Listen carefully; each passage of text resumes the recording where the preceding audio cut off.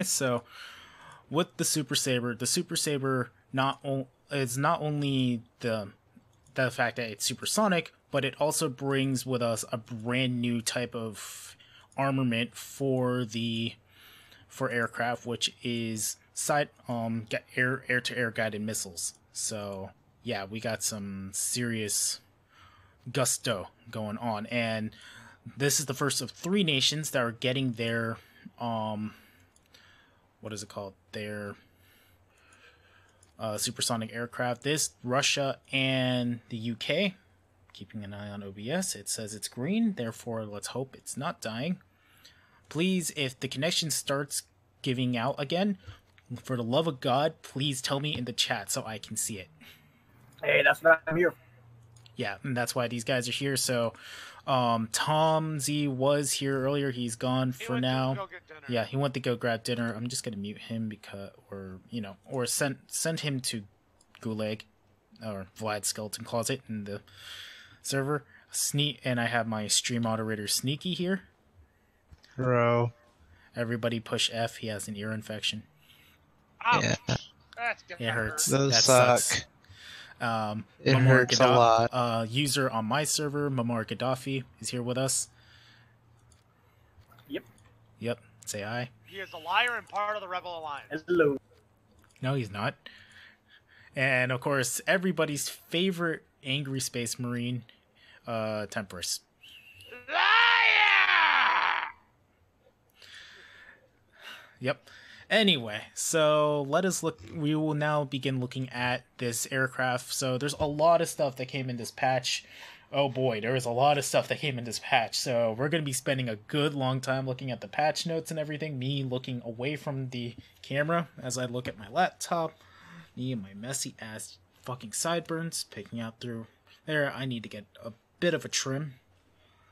Okay, so It's fine.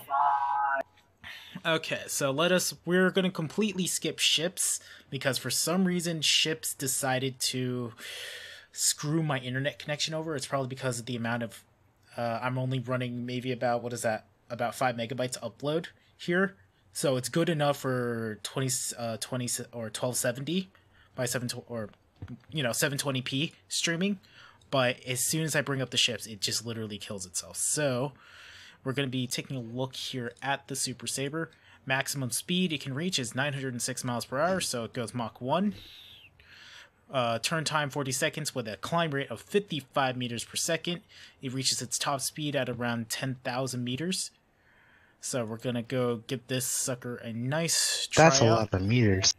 Yeah, that's a lot of meters. And we are going to be carrying air-to-air missiles, or we'll try air-to-air missiles later. I'll just see what they do. I don't think they will lock onto a target unless there's air targets on the map, but we're just going to look at it because it's pretty. 20 minutes of fuel. Because who brings minimum. Oh boy, am I going to be able to take off? That's a really short runway, don't you think? Oh. I don't have any buttons for weaponry, Buttons. So fire rocket salvo, fire air to ground missile. For now we're gonna use 6. Nope, that's my drop bomb series. So we're gonna use 8, and then fire air to air missile 9. Okay. I don't care. So let's take a look at our glorious supersonic catfish here. It's a big plane. Wait, cockpit look. Oh my god, look at all these dials and shit that I don't necessarily know how to read. Oh boy, so this is a big aircraft. Canopy should be jettisoned from the closed position. Drag shoot button here and there. Let's see. Got that.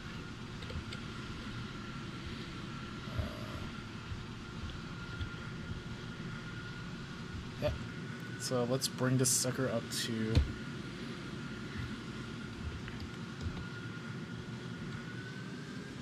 warm her up.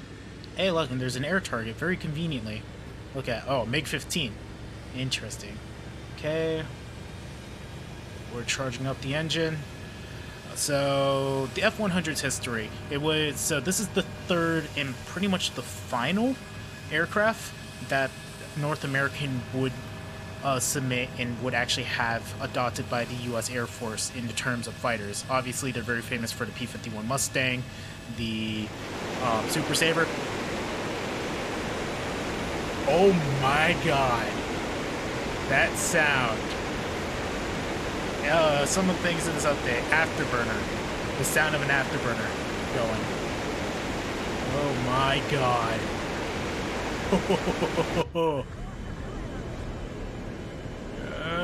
Let's get her off the ground. Hey, we have liftoff. Wow. Holy hell. That's amazing. That is an amazing ear experience for all of you. Let's see. The big aircraft was the first aircraft. It was the last aircraft to break the subsonic speed record, and then the first aircraft to break the supersonic speed record. Went into service in Vietnam as a fighter bomber. Very effective fighter bomber at that. But it never really got air-to-air kills. There was one probable kill, I think, on a MiG-19, but otherwise it did not actually get a chance to, actually do proper air-to-air combat in Nam. But it became a very vital aircraft for the grunts on the ground in terms of close air support. And obviously, the first thing that we got to do is punch that afterburner and chase this MiG-15 down with the missiles. So I, being an amateur pilot, don't know what the hell are we going to do with this thing, but we will chase down this MiG-15, this inferior, slow piece of shit for an aircraft here. You know. Oh my god, we are rapidly gaining on this motherfucker. Holy hell. Okay, let's see. The F-100 Super Sabre sounds like an angry catfish. Okay. Bringing it to lock. Okay, we have lock. Fire! Up. Damn it. Okay. So you gotta get in really close. Fire. Come on. Damn it. Fuck, it is Nog. Okay, let's dispel the first myth of air-to-air missiles. Air-to-air missiles are not necessarily going to be a be-all and end-all here. So, let's see if I can get this thing to lock. Okay, you know what? It's not locking on them. Fuck you. More speed, more speed. Yeah, you see the intake on F-100D. It widens to consume slower, lesser aircraft. So, as I understand it, the mechanics for locking on, so a nice big circle appears. You have to get within the range of the IR missile, or the missile's maximum range, and then fire, keep the plane on target, I guess. Do it, but let's let you guys hear that, supersonic roar. Yeah, it's a Sidewinder. Yeah, I have to get a lot closer, but the one thing, I guess, here showing off the air-to-air missiles, the one thing to dispel is that air-to-air missiles will not be OP unless you know how to use them properly. Most people are just going to react, go, oh, they're going to be overpowered.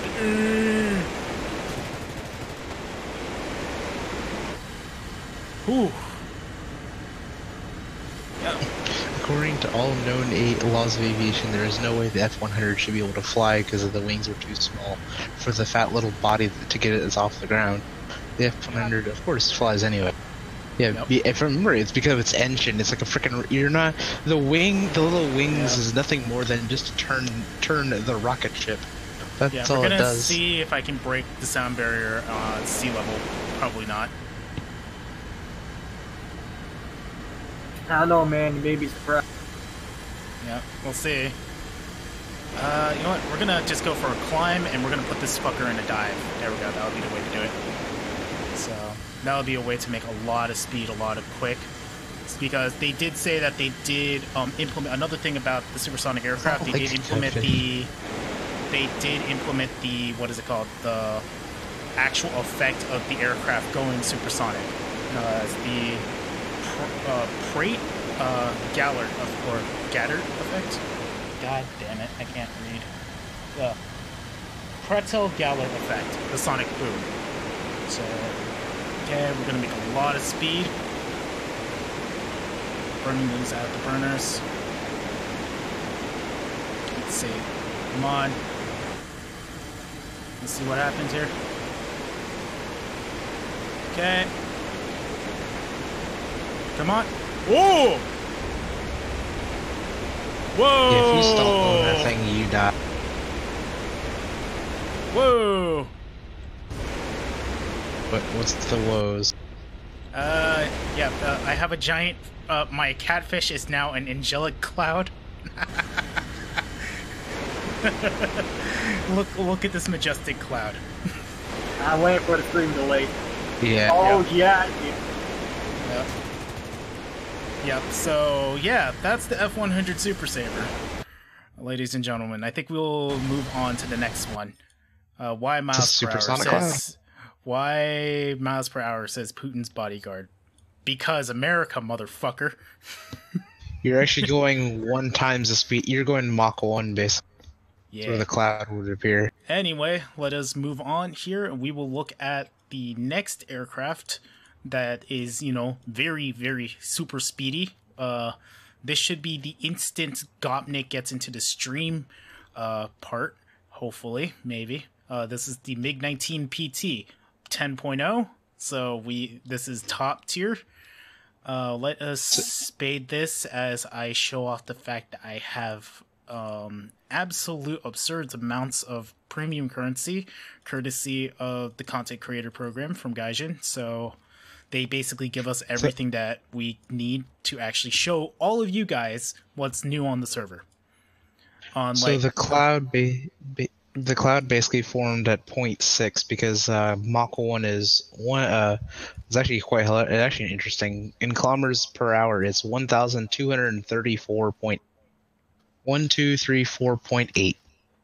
Nice.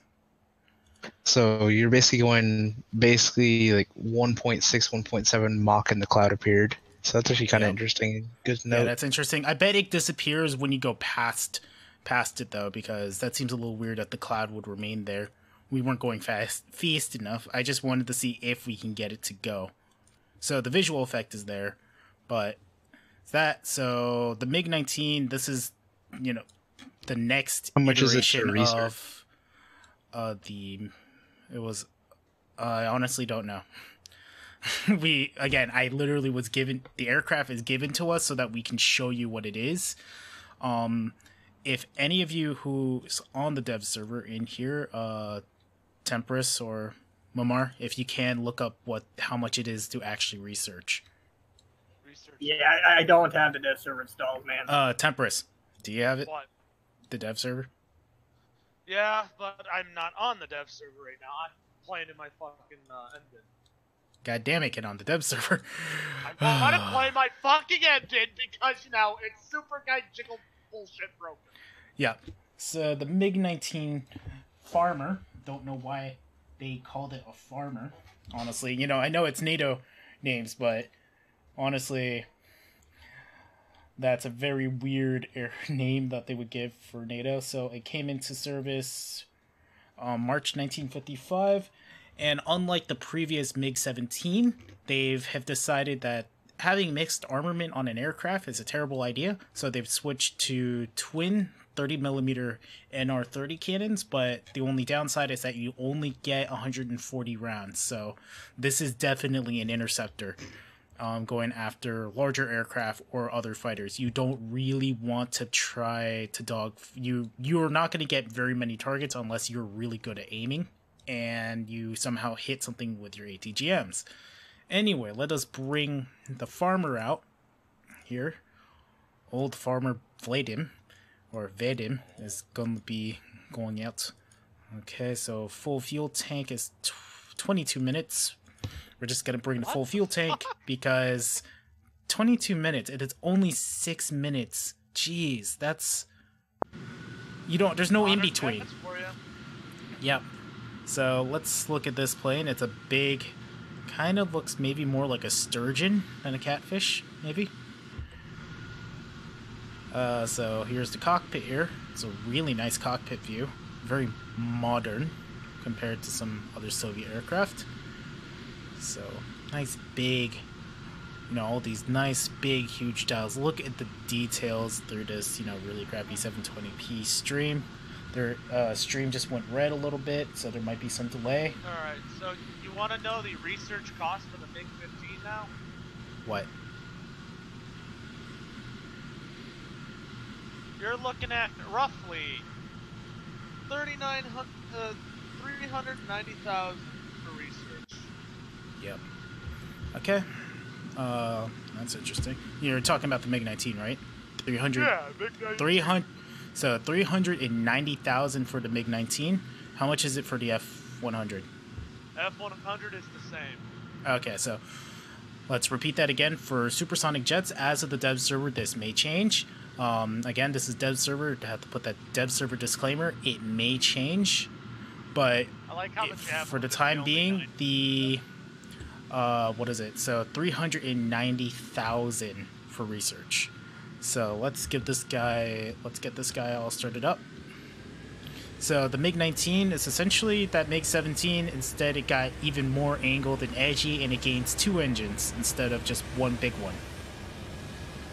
It does look pretty damn sexy if I... It really does. So we're just going to turn the aircraft a little bit here. Okay, brakes are resisting. We're just spooling up here. Two Tumansky's RD9 turbojets with 7,165 pounds of thrust each. Yep, let's hear that afterburner roar, shall we? Ooh.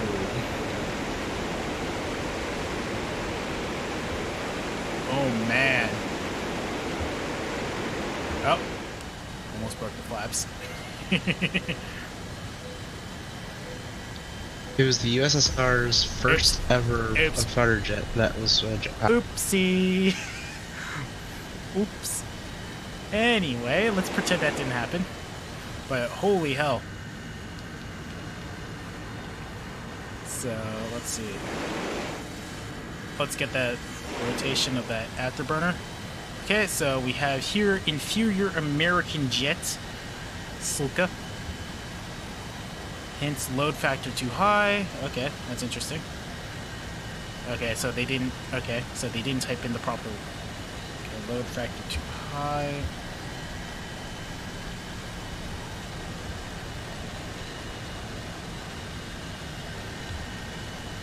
Damn it.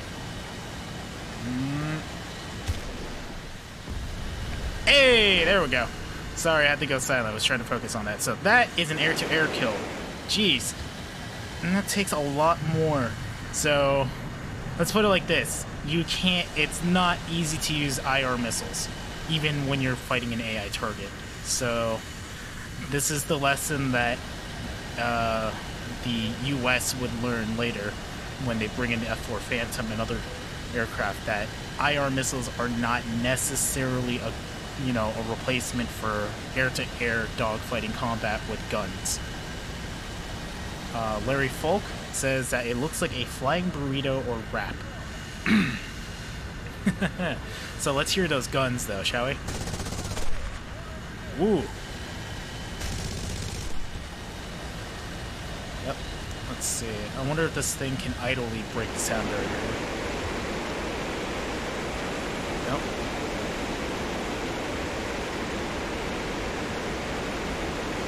Now we're gonna go climb here again. So the MiG-19 also served in Vietnam and was kind of a pain in the ass for the U.S. Air Force to deal with, because the Soviets and the Vietnamese, whoever was flying them, often ran a strategy where they would have MiG-19s in the lower altitudes to intercept bombers, while they had MiG-21s flying at the high altitudes to try to intercept anything that would try to stop the MiG-19s from completing their mission. That's why you always hear the term from Vietnam, MiG-cap, an aircraft that were flying in this role were there specifically to intercept any MiGs that would interrupt a bombing mission for the U.S. Air Force. So we're gonna see, we've gotten up to about 7,000 meters. We are now diving. We're gonna floor this fucker to as fast as possible to see that supersonic effect here. Oh, I also figured out a little interesting. Not exactly the reason why it's named the Farmer, but in NATO nomenclature, NATO reporting naming code for aircraft, if it's a fighter aircraft, it has to start with an F. So they came up with the word Farmer. There we go. Ladies and gentlemen, we've gone supersonic. Boosh. The MiG-15 is actually its little the MiG-19's little brother, basically. Is actually the MiG-15 is the beginning of the MiG line, and of course it was called the faggot because much to the Soviets' dislike. Though probably faggot probably meant something else. Like usually you would call like certain types of like cigars, like butts. It's actually spelled interestingly. It's F-A-G-O-T. There's no. It's not a double G. Yeah, and then you have the MiG-17 and then the MiG-19 Farmer. Yeah, look at just how swept the wings are. Jeez. This is the like epitome of supersonic for the time. And yeah, that's honestly, this thing has like a trolley smiley face now that I think of it. You see that on your tail. Hello, comrade. I'm here to fuck you up. Oh, you almost broke the sound barrier. No, we did break the sound barrier, actually. No, you're at 900. Oh, you're in miles per hour. Okay. Yeah, miles per hour. Yeah, that's top speed though. Kilometers. So this is the MiG-19, and that is one hell of a fucking fighter. Jeez. Now then, and surprise, Britain is the third country with a supersonic aircraft. Didn't see that coming, did you? So. It's a real surprise would have been Japan. Yep, so say hello everyone to the Javelin FAW Mark 9. So this thing equipped with 4 aiding cannons in the wings, it seems like. Let's get that X-ray going. Yep, so in the wings, so it has wing convergence. So that's kind of a downgrade if you think about it from the Hunter, in which the Hunter had its guns, in the nose. But yeah, so this is the British attempt at a supersonic aircraft. Very big, ugly motherfucker, kind of, but it's literally a flying dart. So that is one hell of a fighter there. As I understand it, this thing didn't really have a long service life before it was superseded by the English Electric Lightning that would come into service a few years later after the Javelin. But it did serve, the closest this aircraft served in actual combat was during the Malaysian emergency in Malaysia, Indonesia. So it saw conflict there quite frequently, and it also saw some service in Hong Kong as well. Okay, one. Other interesting facts about it too. It's the last aircraft to actually hold the Gloucester name, the Gloucester Javelin. Yeah. So this was Gloucester's last aircraft. So we started with the Meteor, and we've gone directly into, supersonic with this. So let us bring this guy out to fight. It is a 9.7 aircraft, probably because, interesting. It says 606 miles per hour. So that's why it's 9.7. It's not technically supersonic, but I guess it can reach it most likely in a dive. We'll test that. It's subsonic night fighter and all-weather interceptor. So, but it does, what makes it top tier is the fact that it does carry 4 Fire Streak IR missiles. So, full tank is, oh geez, we're going even worse. There are no new German jets to my knowledge. Let's see. Let's look down at aircraft, because we're going to keep looking at aircraft after this. So yeah, only 4 nations actually received aircraft this patch. You'll figure out the 4th nation is in a moment. So let's get this guy. We're just gonna, because this is a long enough runway. So this thing is literally a flying, looks like a paper airplane. No joke. Is that like once the guys here, because they can't actually watch this directly. Yeah, it's a flying Dorito, Chaparro. Hello, Joshua. Okay. It looks so stupid from behind. Yeah, it does. It looks so weird. Gloucester, what the fuck were you doing? It's a T-tailed delta wing design. Yep. And I don't know also, about you, but the one thing that is interesting is that there are 2 Nigels. No, actually, this is not Nigels. Uh-oh. Also, if you haven't heard it, they actually added a beeper to tell you, hey, your flaps are still down, idiot. Also, looks like, there's new, is that a new pilot model for the Brits, at least for the supersonic aircraft? Interesting. So, and the Javelin does not have a cockpit. Ouch. Ripperoonie. Yeah. There were only 436 Javelins ever created, and it was And at a very I don't short have anything to life. shoot at with the IR missiles, so... Ow. That sucks. I didn't even spade the aircraft. Here's a question for you. Is it only on the new jets that have the supersonic thing, or is it all jets now? That, I don't know. We can test that later, because we're going to be streaming for a while. If anybody doesn't know, if you guys are wondering, as I've been told, I'm going to be looking at everything today, because I can, well, except for ships, because for some reason the internet connection does not like ships. But let's see, let's give these vehicles a 1-2 here, shall we?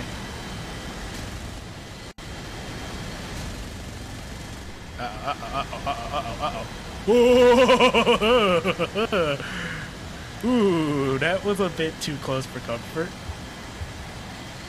Okay, we're not doing that again. Also, noticeably absent from this aircraft, it doesn't have the afterburner sound, even though it has wet. So it has war emergency power, but it does not actually, reach.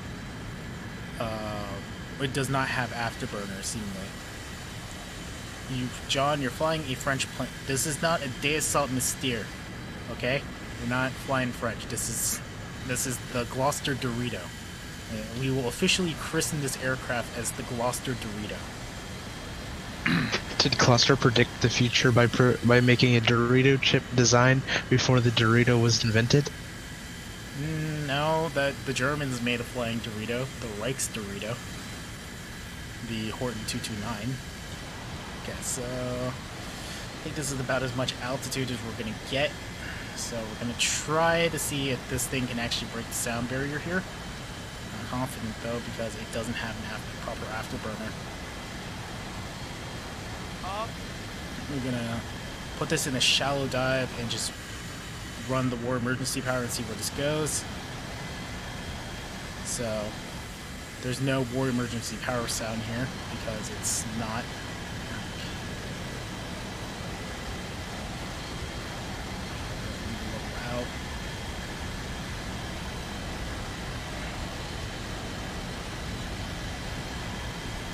Oh, okay. Well, yep, the Gloucester Javelin cannot go supersonic. It cannot. It immediately hits its indicated airspeed warning came up, so unfortunately this aircraft does not go supersonic, which is a little disappointing. At least this version of the aircraft. It looks like that was actually one of the key reasons why they switched away to the Lightning only a few years later, because it had double its top speed. John, it's the Cool Ranch Gloucester Dorito. So, we have now officially christened this as the Gloucester Cool Ranch Flying Dorito. So, essentially the Gloucester, while it's a lot faster and probably could be considered superior to the Hunter, maybe, it's just, it can't hit supersonic. It's already, like, even in level flight, it's already telling me IAS is we're redlining on the IAS and stressing the airframe here. So, I think for now, that's the last. How long will be developer server online? We don't know. The dev server can be online for as long as a day, or maybe only like 8 or 12 hours. So if you have the ability to download it right now, I suggest you get on so you can go look at everything. So in terms of aircraft, those are the 3 big aircraft that are coming before we move on to the 4th nation that got aircraft. And this is probably a given because, you know, now that we have tier 6 aircraft, that means we have tier 6 or tier 5 premiums. So now you can get into an F-86, F-35 in a Sky Blazers camo. You know, New York up in this bitch, apparently. It even says fuck you on the plane, FU-201. Fuck you. So that's a premium pack. You can buy the premium packs in the store. I think they are $50, so they're actually cheaper than some of the tank packs, shockingly. Oh, wait. Why am I looking at Germany? Germany has nothing. Okay. As it should. So the F-36, that Saber is just a Saber. It probably carries more ground armament, but today we are going to actually make a pause back in the USSR and look at this weird... This MiG-15 looks like it wants to hug you. Anybody getting that? That is a very patriotic bird. Yep. Okay, Uncle so Sam approves. Larry Falk says that the F-100D equals angry catfish. MiG-19PT is the Soviet burrito. The Gloucester Javelin is the flying Dorito. Anyway, so once the stream catches up with you guys here, this is the MiG-15 base ISH, and it looks like it wants to hug you. But when I say it wants to hug you, that's probably because it's going to... Let's see, it's probably because it wants to hug you with rockets. So it's carrying 48 rockets here in angled at 15 degrees. What this means is that you don't... If you're flying over enemy tanks, you don't have to dive at them. You can theoretically fly level over them and unleash your entire payload into their face. Though, I'm not necessarily against Tier 5 premiums, because that just means there's going to be more people in Tier 5, which has been kind of a sorely lacking thing, you know, in top tiers. People always complain, you know, there's not enough people playing in top tiers sometimes. You know, sometimes the queue for top tiers are ridiculous for aircraft, but now with more people actually getting into top tiers, that means the health of the top tier players will be increased because there will be more people playing. Maybe not necessarily skilled players, but there will be more people playing and queue times will be a lot less. Because not only are people going to buy the premium packs, but they're going to grind their way to get more planes to back up that premium. You know, or, you know, they'll actually grab the in-tree stuff as well. So this big, ugly monster of a Saber, or not Saber, MiG, there's a ground target we can shoot at, because obviously the F-86, we kind of don't care about him right now. Oh, here we go. There's medium tank over here that we can destroy. So the rockets here, as you can, if you can't see it, the indicator is actually below the aircraft. So theoretically, this means I can do this. Yeah. So I can do that. How effective that'll actually be in ground forces, we don't know, but so that is actually pretty convenient compared to actually trying to, you know, dive down onto an aircraft to fire your rockets. But it's also, it can be a bit more inaccurate than actually diving at your target. That's why, you know, Stukas were legendary for their accuracy, because dive bombing is inherently more accurate than, you know, angling stuff. It just looks really weird. So it's a big, ugly, slower version of the MiG that has these giant fins in the front. I'm surprised they don't wobble. Probably in real life they did, but yeah, that's a... Whew, it's a little ugly. You know, the MiG 15 is not necessarily the prettiest jet in the world, but it is a... This one is an ugly duckling. And anyway, moving on from that, going back to the Brits. Also, if you probably might have slightly noticed, there's a bit of change in the UI. Don't know how to feel about that change. It looks a little weird. So the last premium we're looking at is the Gloucester. This Gloucester F Mark 8 Reaper in a bright red Gloucester Meteor camo, and it does carry actually a pretty substantial bomb load. So it can carry, here we go, so it's max bomb load here, 2 1,000-pound bombs and 16 RP3 rockets, which are, yeah, so this thing for 9.0, this will definitely be a pretty deadly close air support aircraft, and it could probably deal with helicopters pretty well and anything that is trying to go super fast, because it does have maneuverability on its side, as a Gloucester Meteor does, you know.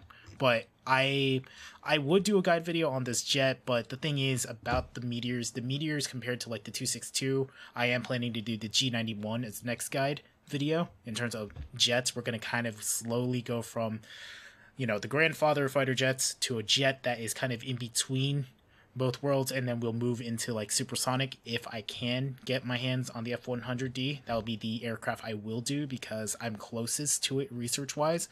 But the reason why I don't really think I'm going to do a Gloucester Meteor guide is because the Gloucester Meteor doesn't inherently maneuver in a way that would be conducive to modern jet flying. It's still a straight-winged aircraft. It maneuvers a lot more like a straight-wing aircraft, and it's fast, but not super fast compared to like the Sabre and the MiG. It's overall an inferior aircraft compared to its contemporaries at the time. Anyway, so talking about that fourth nation, here we go. We're talking about fourth nation that got aircraft. Surprise, the Italians got aircraft. Lots of aircraft, actually. So the Regane tree has slowly but surely building, and now we had the RE2000 that came a couple patches ago in the extended range variant. We now have the Regane 2001s, the first of the other stuff. We will talk about this aircraft in just a moment. It's the first improvements to that. You didn't see anything. So this is the RE2001 Series 1, equipped with 250 cals in the cowling and 7.7s in the wings. But we're going to skip right over to, obviously, a superior aircraft here, the RE2001 CN, with CN meaning cannon, because it carries an underwing gun pod, 2 MG151s with a total of 120 rounds. So essentially, this would be analogous to the KI-61 in a lot of ways, more so than some other aircraft. They did call the KI-61 Tony in its reporting name because it looked more Italian than anything else. So, yeah, bring him in here. Hello. Hey, Tom. Hi. So I'm eating my Philly cheese. Man, I had a Philly cheesesteak the other day. You're making me hungry. One of the questions in the chat was that you can look at the new Centurion. I'm guessing with other yes, vehicles. We'll be looking at everything today. What is it? Miles, I would usually defer tanks to Miles, but Miles is actually working tonight, so he's not going to be able to stream the dev server right now, at least. So I'm going to make it my mission to look at everything ground forces wise throughout this stream. But right now we're going to get the small fish out of the way, or the Reganes out of the way. We're going to fly this guy out, and the other aircraft that I actually don't know too much about, which is, I didn't expect this aircraft to come in. But first, let's go look at the RE2000 in a test flight. So this is a brand new little fighter for the Italians, and it would probably give the Spitfires a run for its money. Maybe. The 2005s were known to give the ones. I'm still waiting for that, Gaijin. Where's my 2005? Where's your 2005? Yeah, but we get the 2001 with cannons, so that's not necessarily that. Why high engine? Oh. Okay, so work in progress here, gentlemen. The cockpit is not fully modeled yet. Okay, again, this is the dev server, so anything and everything is subject to change. So this is the first modern fighter from the Regane company, and this version is a night fighter slash fighter bomber. It can carry a single 250 kilogram bomb under itself, and for its night fighter role, it does carry 20mm cannon. So you get 250 cals and 220 mils, which is a pretty nice thing. So taking this out, feels pretty maneuverable. A little slow. So let's see, the control response is pretty good. Let's see, okay, it can do an aileron roll, but it's very slow. With the help of the rudder, it rolls a bit faster. That's nice.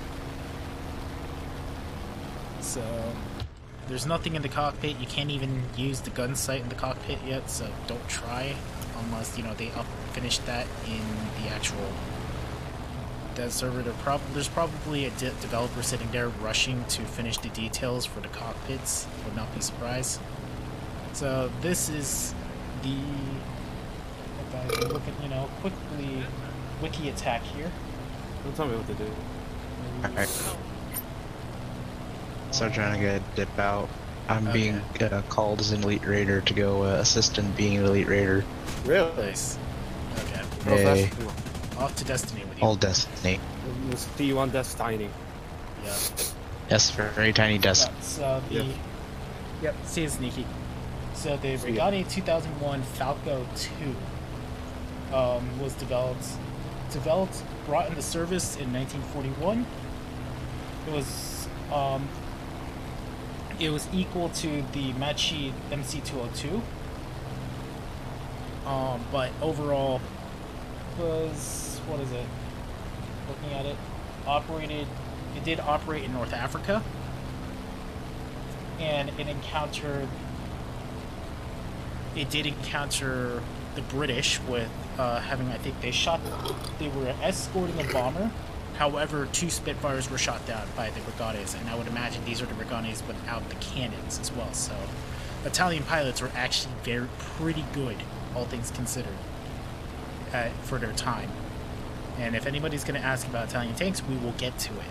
So it's a very nice aircraft. It's shooting mozzarella sticks and schnitzel, or mozzarella sticks and sausage at everything that it can find. It shoots meatballs and sausage. Yep. So yeah. So the cannons run out, but you still have 2 50 cals, which the Italian 50 cals are actually pretty deadly, all things considered. You just have to aim. They're not M2 Brownings, but the Berettas are very, very deadly, as evidenced, especially in low tiers back in the day. So that is the Regane 2001. Here, let's see how we're going out here. Checking server. Okay, everything's looking good still, even though OBS is saying it's not. Now, here's an aircraft that I don't actually know anything about, because I've honestly never seen anything like it. So let's bring it up here on... No, that's not what I was looking for. I'm not looking for a tram car, goddammit. Nor am I looking for microphones, even though I am a... Okay, so this is the Savoia Marchetti SM-91. This was a Italian long-range fighter bomber prototype. It was built... It was created to compete in a contract that was originally created in 1938. The aircraft's first flight was in 1943. It was flown for the first time in March of 43 by pilot Aldo Moggi. or Alda Mogi. Machine flew and logged about 27 hours in the next couple of months. It was tested by the Germans as well, but essentially both prototypes that were built vanished, presumably destroyed by the Allies in their bombing raids. So, but anyway, here in War Thunder, we now have this aircraft at a battle rating of 4.7. Let's spade the aircraft to see what it's, or at least performance-wise on the engine side here. Like, not so much the armament. Armament's obvious. It does have it has 3 or 6. Wait, am I reading that right? It has 6 MG1. Italy, what the hell? Why? 6 MG151s. You fucking serious? Necessary. It's necessary. Apparently necessary. Let's look at that. The hell? Oh my god.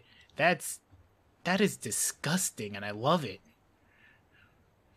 That's amazing. So, 6 forward-facing MG151s and a rear-facing MG151 with healthy amounts of rounds and an automatic turret controlled by the rear gunner. And it can absolutely carry, 6 GP100s or 6, so it could carry either 650 kilograms or 600 kilograms. So it can be a harassing aircraft for ground forces unless you manage to park those bombs right under your opponent, which then they will immediately die, all things considered. F-82 ripoff confirmed. No, this is not an F-82 ripoff. This would be more like a P-38 with a rear gunner, if anything. Honestly, this is a very beautiful aircraft as well. It's very, very Italian. Mwah! Just hand gesture here. So Very, very Steelian. Cockpit placeholder. Giuseppe, you're not even holding the control stick right. Okay. Anyway, let's get this guy up into the air. So 6 NG-151. So do not head on this aircraft. Whatever you do, do not head on this aircraft. This is I'm going to head it on, and there is nothing you can do to stop me. And then he dies. He'll die. Whether or not he kills the enemy pilot in the plane, he will die because 6 MG-151s. That's not any. That's. I thought I only saw like 4. I didn't realize there was the little one on the bottom, or 5. Jeez, I thought it was only like 3 or 4, but dang, 6. Oof. Realistically, though, I'm gonna be honest. I'm thinking. I would imagine it would be the 2 wing root mounted 50 or 20 mils, and then it could have been like 3 Bredas, but I guess Gaijin decided, nope, let's do 6 20 mils because that was possible. Yeah, I'm not complaining. So let's start with what we got. Yeah, let's be happy with what we get. So nice rear-facing 20mm. Let's see what the sweep is on the gut. So a pretty wide sweep. Let's see where. Okay, elevation's pretty good too. So let's go in for a nice strafing run here. It does have WEP, so it's running Daimler-Benz engines, and they also improved the damage models for the vehicles here. Oof, that Studebaker just got wrecked. But yeah, oof, this is a nice aircraft, I would say. Maybe not the most maneuverable thing, but. Maneuvers decently at the current speed right now, but that is not a bad aircraft. That is a really nice addition. There, so I'm gonna break the tracks on the Stewart and inconvenience it. But yeah, this is a very nice aircraft. All things considered, that is really nice. I think I just unlocked the Kazny Kafkaz. Yep. So got this. Domestic design based on prior. Is he in here? Oh, yes. Oh no, he's in here. He could just smell the farmer. He smelled farmer Vadim. I do smell one. I do definitely smell one. So that is all of the aircraft for this patch right now. So we have the premiums for the USA, USSR, and Great Britain. So we have the MiG-15 bis that wants to hug people with rockets, the super patriotic F-86, and the super Gloucester British Mark 8 plane. And then of course we've looked at 2 supersonic aircraft and a failure of an attempt at a supersonic aircraft. Meteor. Gloucester Javelin.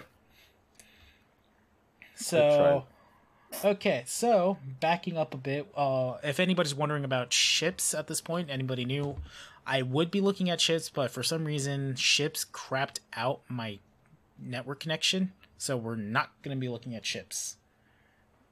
So now we are moving on to the meat and potatoes for a lot of people, especially all you people who don't like going in the air like Stalin. We are now going to be looking at glorious new ground vehicles, starting with the M3 Bradley. So this is the United States' own IFV. So Bradley served in many recent conflicts. Here and there, it's equipped with 6 tow missiles, a 25mm M242 cannon, and a 7.62 M240 machine gun. Armor-wise is aluminum armor, rolled homogeneous armor, aluminum alloy. Should be able to protect from the sides and the front from heavy caliber machine guns and cannons well enough, unless it's at point blank range. Quite a bit of spaced armor here and there, or at least spaced-ish armor here. Probably is going to die immediately. The tank has its default belt is high explosive incendiary tracer shell and armor piercing discarding sabot shells, and there's a new little belt denoting sabot shells. That's interesting. So we're just going to run the stock because I don't think we're going to need necessarily to look at everything here. But okay, and also if anybody's wondering, there is a bug on the dev server where all the new vehicles that are new have the Tiger as its picture for some reason. We don't know. Yeah, I've just noticed that. Yeah. Okay, so going here, PJ. Who is PJ? Who is this person? Hello, whoever you are. Yeah, Angela Barker is here. A lot of you guys have been here. So here is the Bradley, ladies and gentlemen. So, okay, it's going at speed. Oh. Okay, so one thing about the Bradley, it cannot fire its ATGMs on the move. When it's on the move, the ATGMs actually disengage. But as soon as you stop moving, the ATGMs will engage, which is really cool. So ATGMs are engaged. So first, that fire. Oh, that hurt. That hurts. When you get to the Soviet vehicles, I have to show you something. Yeah, we'll look at it. I think I was showing it earlier. Okay, so the tow missiles. Oh my god, the tow missiles! Jesus! Ooh! Yeah! Look out, everybody, tow missiles. Ow! Those things streak across the map with impunity. Just. New! Boom! In the face. Ow! So. Again, I would love to offer a lot more about, ground vehicles. I wish I was a bit more knowledgeable on the ground vehicles, but I'm going to generally look at the ground vehicles as for what they are in the game, more so than history, because I wish I knew the history, and I don't want to say stuff that is wrong, necessarily. So, the Bradley is an IFV, so it plays very similarly to the Warrior and the BMP-2, though I will say overall This leans more kind of on the warrior side because it has a better overall. It's kind of an it has armament that is just as good as the BMP2, but it's slower, seemingly slower than. It's about maybe on par with the warrior in terms of its overall appearance. So it's kind of big, boxy, a bit tall. So not necessarily a small vehicle by any means. But I will say, if you want to watch an interesting film about the development of the Bradley, I absolutely suggest the film The Pentagon Wars, which is a very interesting film about how, you know, the convolutedness that was the Bradley fighting vehicles development. So, yeah, and the M3 Bradley. So, yeah, look at that animation. That animation is slick. That is a really slick animation.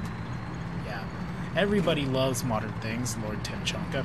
I think after the April Fools last year, they really started going to town on modern vehicles because they knew it was a way to kind of, to me, as I understand it, modern vehicles fixed an inherent problem with War Thunder, which is the power creep that occurred when they added like the Leopard 1, and certain other vehicles, because there was just nothing as equivalent. It was essentially the same complaint of, Gaijin, why are World War II vehicles fighting modern vehicles? And, you know, it didn't fully mitigate the problem, but Tier 6 did manage to make the problem less frequent by actually making Cold War tanks fight, you know, other Cold War tanks more frequently, and World War II tanks and Korean War tanks not fighting, you know, super modern vehicles. Let's get this T-64A. What for? Oof, it hurts. And then, ooh, yeah. So Bradley, definitely do not underestimate the Bradley. If you see this thing and it's already looking at you, and you're not reacting fast enough, the toe is gonna get you. That toe is gonna get you. Alright, the dog has been fed. Yep. The fourth supersonic country. No, Italy was the fourth nation to get aircraft, but they didn't get supersonic aircraft. I mentioned fourth nation as in they're the only other nation this patch to get aircraft, so nobody else received aircraft this patch. Moving on to the USSR. Yes. They get a tank. Yes. And it is... Apparently, I have to research it. They got a Tiger. Clearly. Tigers for everybody. Where's my free Tiger? Forget the Abrams. Where's my free Tiger? Okay, just kidding. It's the T-72A, and it's at the end of the Soviet medium tank line. And... Oh, wait. Before we get to the T-72... they got another low tier. Oh wait, no, I lost the wait. What is this thing? Wasn't this last? It's the it's a stupid vodka truck. Never mind. Yeah, they I got distracted. Yeah. So, already we'll look at. Is that another new vehicle? It's not on the list. It's not. SU-85A. Yeah, it's a new one. Yeah, it's a new one. It should be on the list. I don't know where it's at though. Yeah, where is? Don't see it on here. Maybe it might be an event vehicle. Possible. Possible. I don't see it. Yeah, I don't see it on here. It's not a. If I miss it, somebody tell me. But let's move on to the not Tiger. That is the T-72A. So this is a Gopnik if you want to talk about it, because you know it's the T-72A is, from what I can tell, is not the best vehicle. It does have a better driver's part, I guess. It's not as weak. We're doing an analysis here. Yep. So, a bit of an analysis, yeah. Yep. So at least Sergei's head and face are covered by armor this time around. Yeah. Why? So, if you go into the X-ray model, you can see the autoloader is somewhat actually modeled. Yeah. Let's see. Somewhat. You can see that the two-stage ammunition is there arranged differently than it is on the T-64 and T-80. Yep. Apparently, the loader or somebody has to like manually load in these shells into the autoloader, or they just manually load these ones. seemingly. Yeah, they do manually load those, but typically you don't want to take more than, it seems like, 22. Yeah. So let's take this guy out to the, or let's, of course. Oh, so it has one a thing front plate. Composite. The composite armor actually protects the turret ring as well. So from the front, there's no real way to turret ring the vehicle, I guess. Seemingly, if you don't have the shells to penetrate it. One thing I should probably mention, John, if you go into the test drive and fire off a round, look at the back of the turret. Yeah, we'll look at that in a moment. I've actually been shown that. Did you show it already? The shell no, ejection? somebody showed me. We'll look at it though. So yeah, apparently shell ejection is a thing. Of course, with the tanks, I know people are going to ask. So let's look at the ammo first before I just run off to the test range. So you start off with 3BM9, which at practical range of 500 meters on a flat surface can pen about 300 millimeters of armor. The 3BM12 is able to go 367 millimeters of armor at 500 meters, and 3BM15 is the top end round. It can hit 420 millimeters of armor, and of course you have a heat shell that can go through 440 millimeters of armor. It also gets a I will actually pour some RP into this vehicle so that we can get some of the shells and also show off the the tank stock doesn't have an ERA pack, but it does get an upgrade in the form of the T-72A 1983 package. So let us look at vehicle. Let us add the shells. We don't really care about the heat round here. We're just kind of showing off. So the T-72A. Did it actually add anything onto this vehicle? It should. I don't think it adds a better engine. I think it just adds ERA. Upgrade pack. It doesn't tell you. You actually have to research it. No, I did. It's not showing up. Is it equipped? Now it's equipped. Maybe let's bring it out in the test drive. We'll see. I don't think it has anything too different about it other than... Yeah. Let's see. When we'll see Buddy in AC7. I don't know. See, so it doesn't really show... I don't know if there's ERA for this vehicle. Don't know. It's not showing up, so... Okay, this thing accelerates pretty quickly. Even though it's a diesel engine. They went back to a diesel engine in this vehicle because apparently they learned very quickly, like, turbo fan is, or turbine engine's not great for Soviet economy. Yeet. And, yep, if you just missed that, let's get a nice angle on that. Hey, John, bang! Someone's telling me that it's it upgrades the top armor. Okay, it upgrades the top. So, boom. Yep. So, this is a relatively fast tank for the Soviets. Feels pretty quick. It doesn't have the same kind of acceleration as the T-80. So the T-80 still has a place, but this is definitely another more modernized Soviet tank. Time to get high. Tonk. Oh, Jesus, that M60 just got yeeted. That's stabilizer. Yeet. Yeetish. Okay, so I'm thinking the 1983 package actually gave a different engine. Yeah. Unfortunately, Soviet tank. Unfortunately, the T-72 does suffer the issue of diesel-powered Soviet tanks, and that is shitty reverse speed. Only 2 miles per hour. Ouch. Well, that's not bad. That's not having to do with the engines. Actually, that's more a transmission. That's a transmission thing. But the T-80 still has a superior maneuverability overall in game. But this is I would say this is a very good tank to bring along with your... it's a good backup.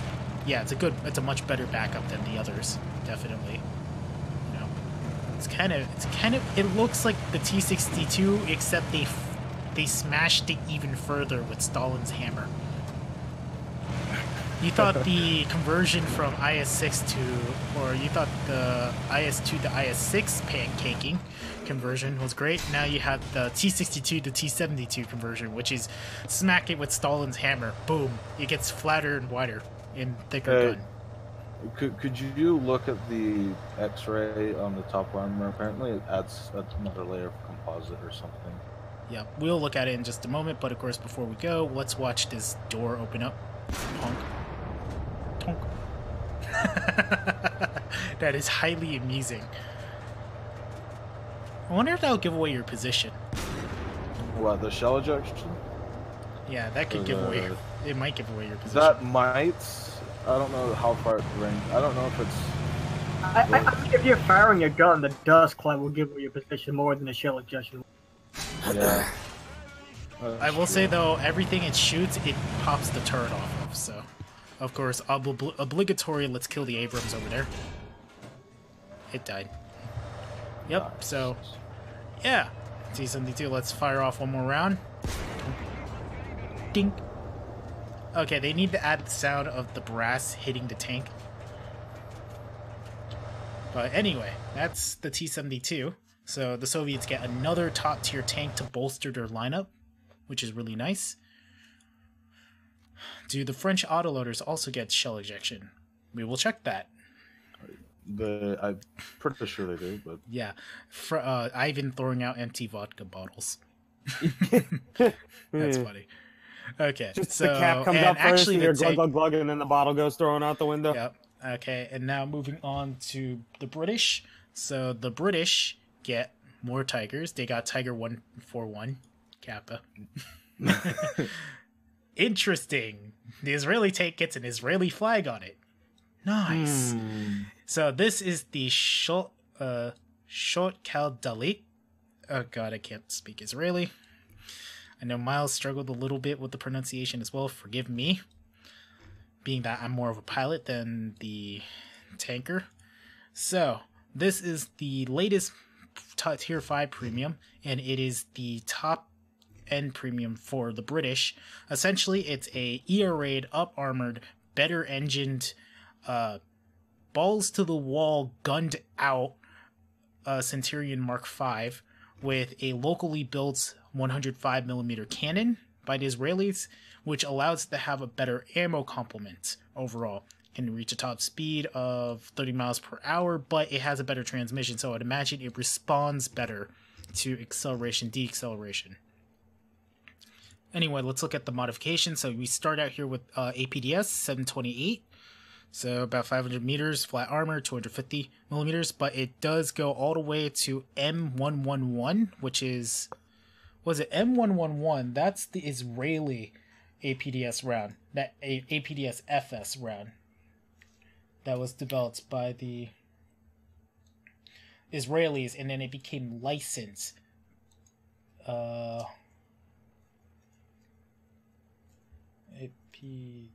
I'm gonna wiki attack here.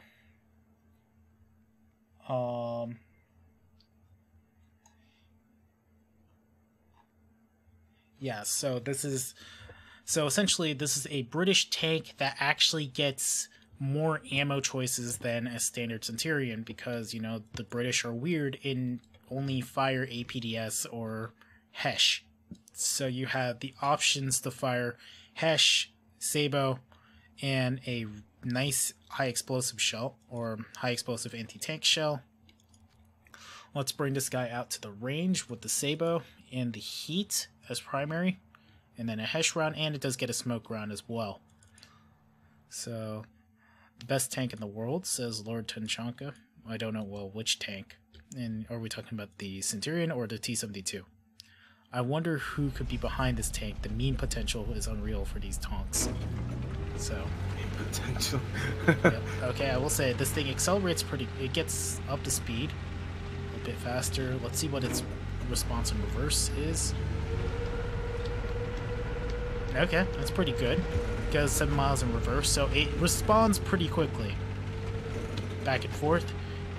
First, let's give this IT-1 what for with 3 machine guns. So we have 2 7.62 on the roof and a 50 cal. So that's hilarious. Probably remotely operated. Let's give this a dart. Ooh. Wow.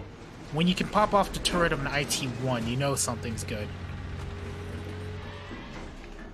Let's get the T-10M over there. A piece of my mind here. Ooh. Yeah. I'm liking this already. Okay, actually, a good question is, I wish maybe test it later at some point. Maybe. Okay, went right through the driver there. So this is not necessarily a faster tank, though they may have not. Again, this dev server, anything so to change, so this thing might maneuver better on the live server, but it isn't particularly fast, but is a better overall vehicle than I would say your stock Centurion Mark 5 or Mark 10. So, donk. Nice. I can hit people with the ram. Hit low. Hit low. Kind of. So, dead. So, yeah. Top tier British tank, and then it has the grenade launchers. One at a time.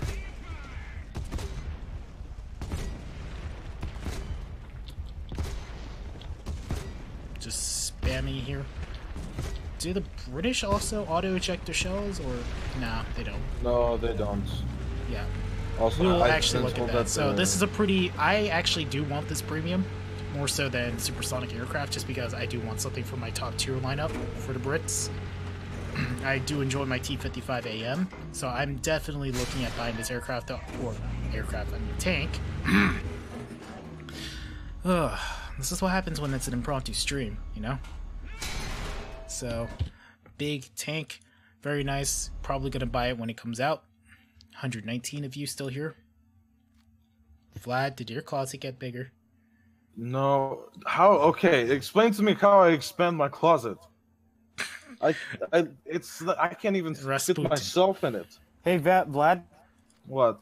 Don't question the laws of physics. Just accept them and willingly bend to them. Okay? Did you expand your closet?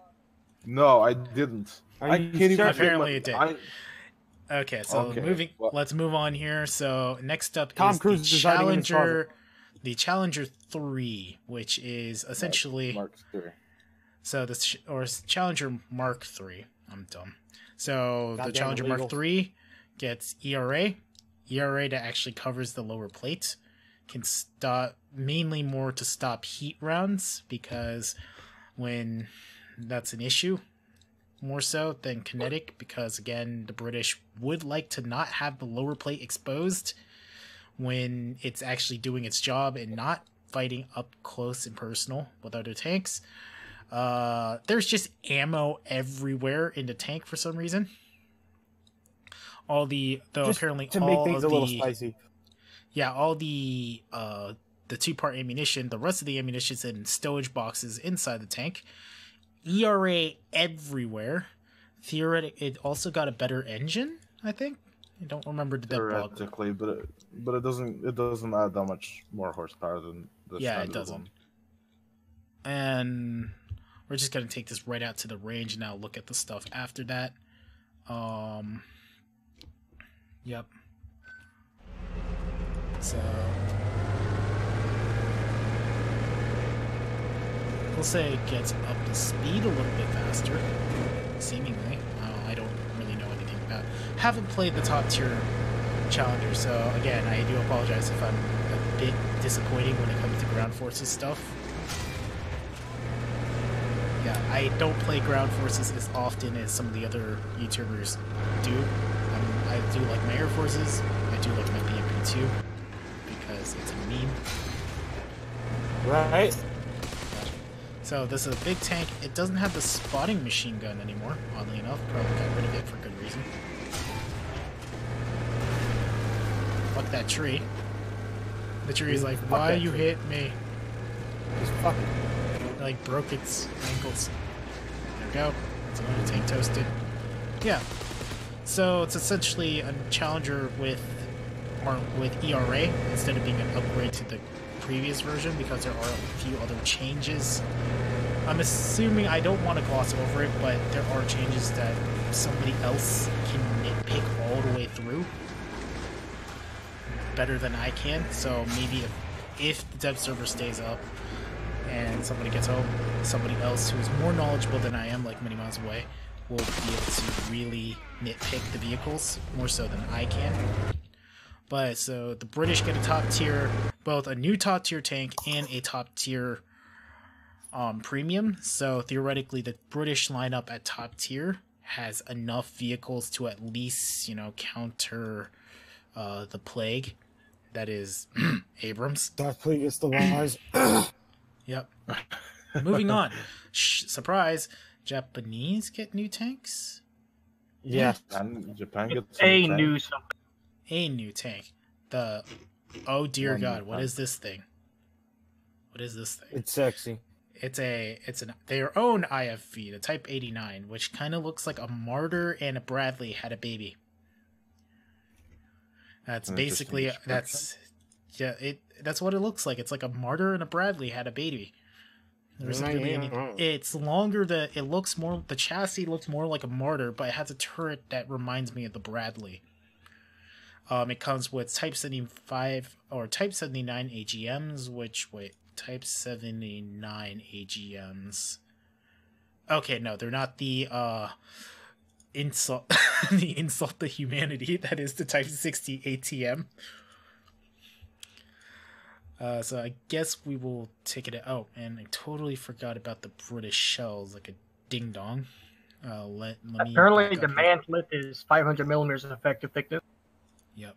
And I forgot about the shells here, so I don't know if there's any new shells. It gets L23A1, which is, I guess that's the up-end shell with 410 millimeters of penetration on a flat surface at 500 meters. So better? Does the Charlie Mark maybe? Unless the Charlie Mark II again, I have not been paying. Yeah, so no. I don't okay, it's there. I get it. Okay. Yeah. Oh boy. Wait. Okay.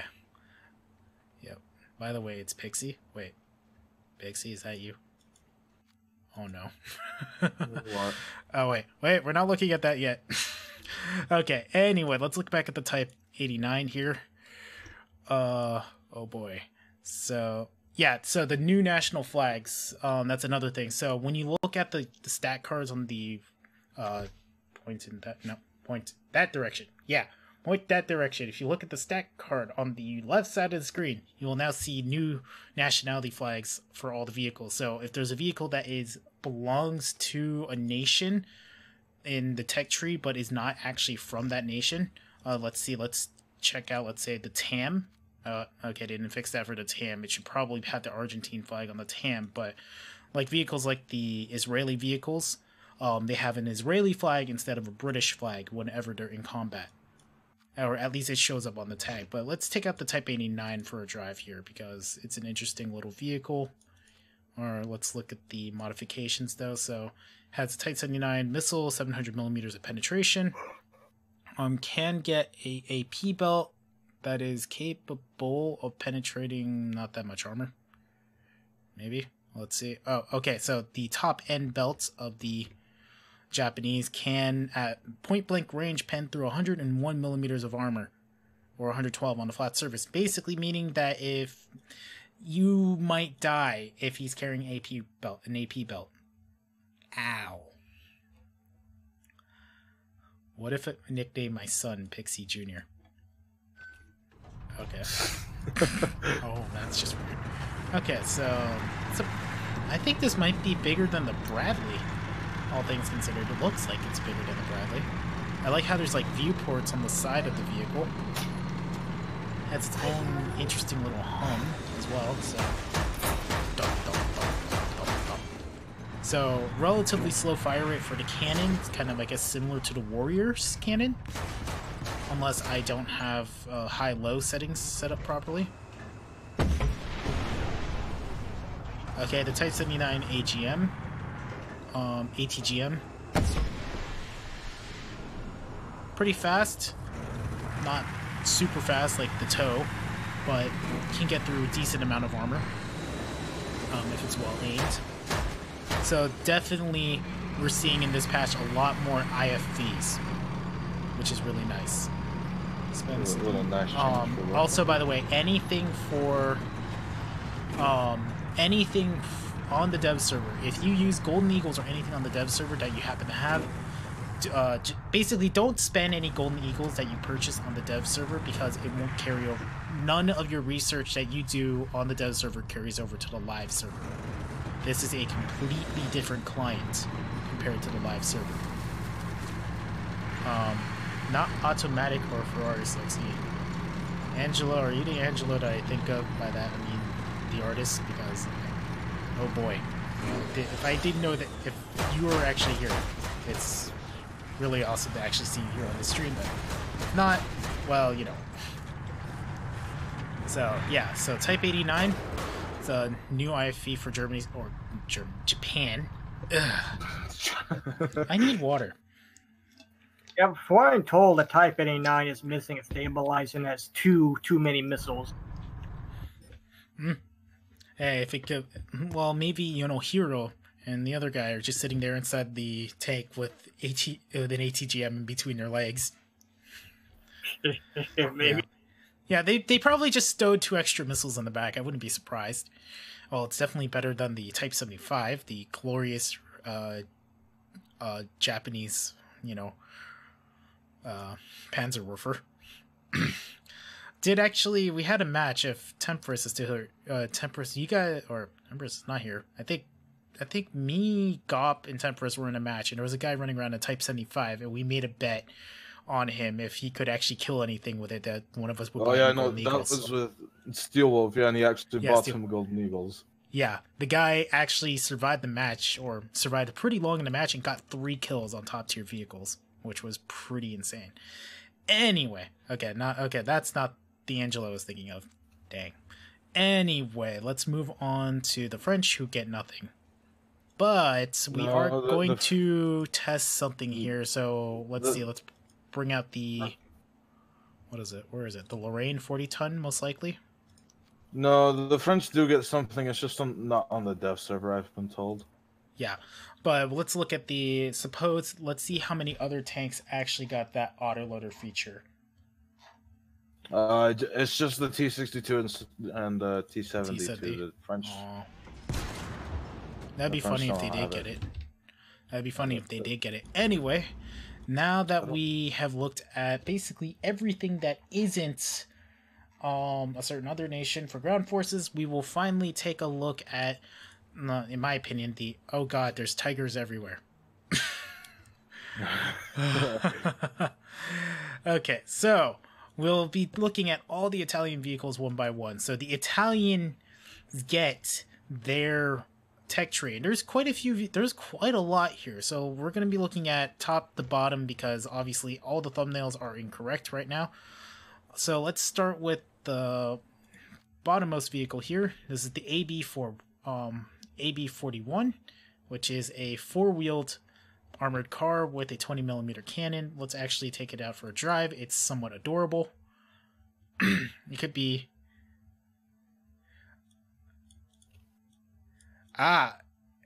Hey, and the actual artist is here. Hello. Oh. So now he is here, and we will now gloriously look at Italian vehicles. Holy... And so this is the first of, I guess, the light tank line, I'm assuming, but this is their first armored car, which looks like it's in reverse. It looks like it. Like, the front of the car should be the... It's like, does it look like... Anybody looking at this vehicle, it looks like the back of the vehicle should be the front. Anyway, so this vehicle, pretty good maneuverability. It does take a bit to get it to steer hard, but I like that rather than, you know, oversteering like the Pumas. Okay, absolutely can destroy the Tetrarch. So anything lightly armored, also because it is 20mm cannon, this can serve in the same capacity as like a Panzer II. Like the Panzer IIs, and just shoot down anything that gets way too close for comfort in terms of aircraft. So That's gonna be fun. It's time for my commie to throw in the towel. Yep. So this thing can get has a braided 20mm cannon, and it is actually capable of firing Panzergranate 40. So it can take an armor-piercing round and probably cheese lightly side-armored tanks, which would be funny. So, little armored car here. I wish I knew more because there isn't actually that much information on the internet, like detailed information compared to some other nations. So here we go, the first Italian proper tracked tank, the M1441. So it's a rank 1 at a battle rating of 2.7. Didn't they say it was a rank 2? You know, maybe somewhere in the distance, Italy Chan is just having an orgasm. I don't know. we don't know that. We don't know that, but we know there are vehicles I am absolutely excited for, though. We will look at it. Yeah. Let's just hope. Okay, so this tank, the first Italian tank, in terms of proper tank here, at least. So I guess this is the medium tank line that leads up to their modern vehicle. We'll get to that later. So vehicle gun. That's a bit pathetic. It injured the gunner and the commander in a Tetrarch. Okay. Ow. Just like real life did shit. Yeah. And obviously it's not going to pin a Matilda or anything else on this range. So...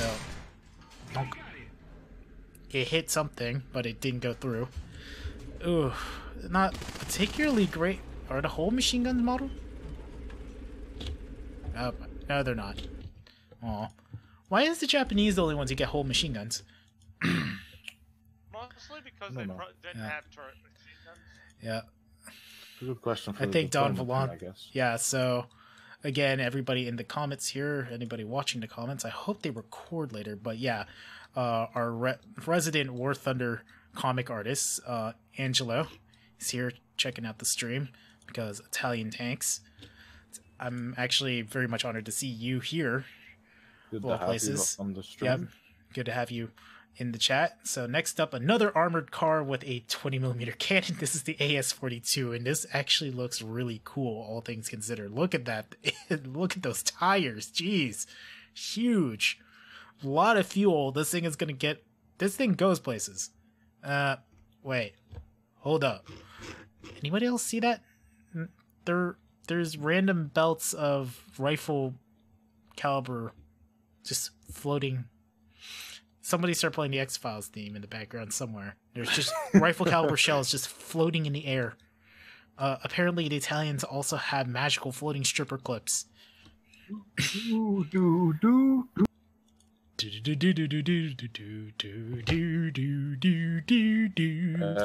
stream is copyrighted. No, it's already copyrighted. We were playing Jimi Hendrix earlier. Oh, okay. Yeah, so this is an AA vehicle. Hello. I missed. Okay, yeah, the current Italian tree only has 3 SP. Yeah, so this is the first. Well, this is the first AA vehicle that they got. Apparently, not really an anti-tank vehicle, I would imagine. So, and there's no crew. The crew. What's this, World of Tanks now? There's no crew in the tank either, or in the vehicle. I just realized. Who's Ghost Tank? It's Ghost Tank. It's a remote control. Spooky ghost car. It's the Ghost Mobile. The spooky Ghost Mobile. Again, this is the dev server. Things are subject to change. So this is the little car. Maneuvers pretty well, I'll say. And the one thing I did actually ask, being that we are content creators, because now content creators actually have a Discord that we can talk directly to, not the developers, but we have better contact with each other and the content creator contacts. So I did mention that, did at least inform them that there is something of an issue with their with oversteer. But anyway, looking down the other side of the tree, what are all these tanks? Mystery tanks here. Yes, this is the oh geez, it's a tankette. The L333cc. Oh no. If only I can already see the memes. It's Don Valance. Oh no, Don is here. Don Valance is here. I can't pronounce anything at all. Oh geez. So this is a tankette. The first real tankette comes with an anti-tank rifle, 20mm anti-tank rifle, capable of penetrating about 30mm at point-blank range. Sure, Ow. we'll go with that. We'll go with that. We'll take it around though. Yep, nobody was in that car. Yes, I'm the BlueBeta is the historical consultant for Italian ground forces. Oh boy. Hello to you too. Welcome to stream. Welcome to my stream, of all places. So we have here a little tankette. It's so short.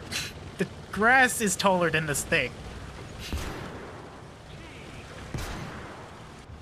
Rapid fire shotgun. Yep. This thing is fast. I will say that. Look at how fast this thing is rocketing down the map at. Yeah, that's a tankette right there. Holy hell. How many are there? Dear God. So we just looked at all the reserve vehicles here. But yeah, my lord. Look at this. BlueBeta is now El Duce of the chat. Hand gesturing. Just gesture harder. That's how we play Italian tanks at advantage. That's how you play Italian tanks. You just gesture. Yeah, so Every it's time you get the kill, this you is a just- cute little tankette that could probably be a massive pain in the ass for anything that's lightly armored. Like, I don't know, you could probably inconvenience an M19 crew by killing the gunner repeatedly. Oof. Oof. That would hurt. Okay, let's get a size comparison here. So, how small is this vehicle compared to others? So we have a Matilda, which is a pretty small vehicle. That is tiny. I can hide next to a Matilda. They would never know I'm here. They would never know I'm here. Is it smaller than the ASU? I wonder. Yep. Oh boy. So suddenly the stream is full of Italians who are going to be absolutely disappointed. I feel bad. Mamma mia. But I will do my best. So looking at the tanks here, we have a lot of vehicles to go through. We're gonna go again. We're looking through every single one because I can't look at their thumb. Okay, good. It didn't die. Okay, let's. We're gonna now we looked at the basically reserve beginning of the tier. We're gonna go down the list here. We'll try out vehicles that are interesting looking, but we're gonna start from right, and then we're gonna go to the left here. Actually, I'll save the AA for last because there is a vehicle all the way at the end that I probably saved for last. Next up is the M11 M39, which has a 37mm cannon capable of penetrating. It's not that particularly great. And then a turret with a machine gun on it. So that's interesting. So tiny tank, 8mm braided machine guns. Also pretty fast little vehicle. Interesting camo too. Camo color. So then there's the desert camouflage, tricolor desert camouflage in that gloriously cheesy looking, bright yellow, green, orange. It looks like a pasta salad. And then spotted camouflage, which is a slightly, maybe if I increase the size of the camo, it'll be more white than white-green, but that's a very interesting camo. It's a really nice looking vehicle, all things considered, but it is a tankette. Moving down the list, so after that, that's the M1139 we just looked at. Now the 47-32-40, which has a 47mm cannon and is an open-topped tankette. Actually, let's see what maybe the 47 slightly better, not that much better, but let's take this guy out for a drive because it looks interesting. This is the worst tanks of the tech tree. So ugly as the M3 Lee, says BlueBeta. Boy. So little little tank destroyer, though, a very tiny tank destroyer, all things considered. And there is no Italian crew. All the Italian tanks are driven by Ghost. We They're roll all the driven. tanks now. They're Ghost. No. They're just invisible. Yeah, the crew apparently worshipped the flying spaghetti monster, and now they're granted invisibility so that they don't die. They can continuously operate the tank even if it gets hit. Shells will just go right through them. And that's one way to avoid getting an M rate. Yep. I will say though, the suspension's kind of weird. Look at that thing. It just rocks. That's a really interesting suspension system though. It's like a crank arm. Like a bell crank in reverse. So it's like there's two mountings back and front, and then it kind of just... It's like, that's a very interesting style of suspension though. This thing moves pretty quickly. So the Italians literally load tiers of War Thunder. We will just see nothing but tankettes and tank destroyers. Oh boy, that'll be funny. So according to Blue here, El Duce of the chat, Italian crew is work in progress. So they hopefully will be. So Blue, since you're here, plays the Spider-Man pizza game song. No, we're not gonna. I don't need to kill my bandwidth even more. Anyway, so let's keep going now because we're gonna look. So there are all these tankettes here, and the first of the the first of the actual tracked tank destroyers here. So this is a 7518 M41 with a 75mm howitzer here. So small, but howitzer here. So it has a 75mm howitzer with a heat shell that it actually has a heat shell that can actually penetrate 75. Hey, look, it's don't talk shit about my country. Okay, Jesus calm your shit Christ, down, you Italian American bastard. No. Have you seen? We're not. Hey, hold up. We're going through the entire tree. Calm down. Okay. So let's talking when you get there. Yeah, we will talk about it when we get there. Or just start talking when I actually get to it. So anyway, moving on. So let's look at a more interesting vehicle. Another more interesting vehicle. So we now have... their performance does not seem to get any better with these tank destroyers. So we have another tank destroyer. The 7532 M41. So it has a 32 caliber gun instead of the 18 caliber gun. There's that. It's a very nice... So much fun with tiny... this. It's a pretty small tank destroyer, all things considered. Italy rank 1 will still be better than France rank 1. Italy rank 1 is the only rank 1 I'm gonna fucking play religiously. Yep. Yeah, I love okay, it. so... I fucking love it. So that tank, and then we have... So that, and then, of course, like, the final form of this vehicle, we have the 7534 M42. In a glorious standard camouflage there. I like the green-gray camouflage more, though, all things considered. So let's actually take this guy out to the range. So this one has standard Granata. That actually will bring out the heat round because the heat round's actually worth using here. It's 100mm. Surprising. So 100mm of armor at 3.3. Yeah, that's gonna hurt. That will hurt. 3.3. So this little... Supersonic jets. What is BR as a premium TD? We'll get to it in a moment, Thomas Smith. So Kebab Defender says hello BlueBeta. He says hi back. You know, I'm trying my best to also pay attention to chat because I am terrible at doing that sometimes. That's why I'm looking off screen because I have a second monitor. So look at this little... Infrared missiles lock onto the sun. Oh, nice. Kebab Defender's watching. I like Yeah, we have checked. Like that was the beginning of our stream after our false start. So what? The jets?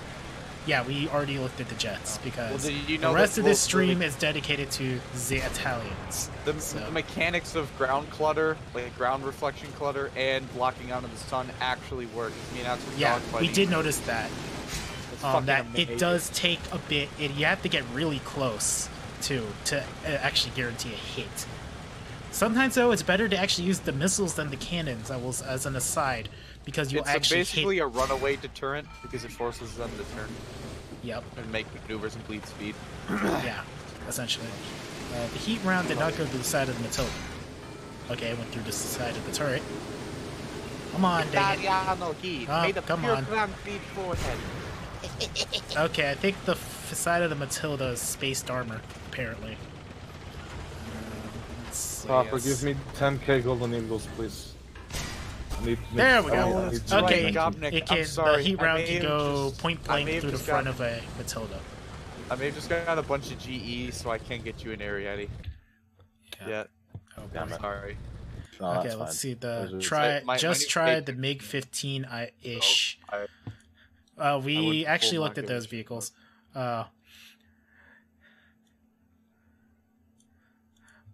BlueBeta, I have a bone to pick with you. Why does the Leoncello have the wrong shells? Oh boy. They're trying. Okay, so they're trying to do their best. So let's not bully the hell out of BlueBeta here. They're doing their best here. So the fact of the matter that we have an Italian tank tree is honestly amazing to me. That this many vehicles by that. So, and while we're here at tier 3 in the leftmost side tech tree, which I guess is like the light vehicle tank destroyers, let's take a pause and look at the magical wizard here. That is a P40 Leoncello. So the first Italian vehicle, and it was a user model, as I remember. Pretty good tank for its BR. You know, surprisingly good. Sloped armor in the front, a decent cannon that actually can penetrate with its AP round pretty well at point blank range, though you would want to use the heat round, obviously. But a pretty good tank nonetheless.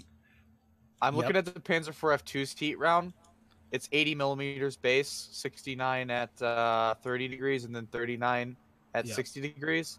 And I was right about the Italians having better heat, because if you look at like let's see, where's the P40's heat? And now we have this is the Dachshund or Dachshund, the M43 105-25 M43. I think is it the same as so it's there's a premium version and a non-premium version. We'll look at the premium version because this is the premium pack that you can buy.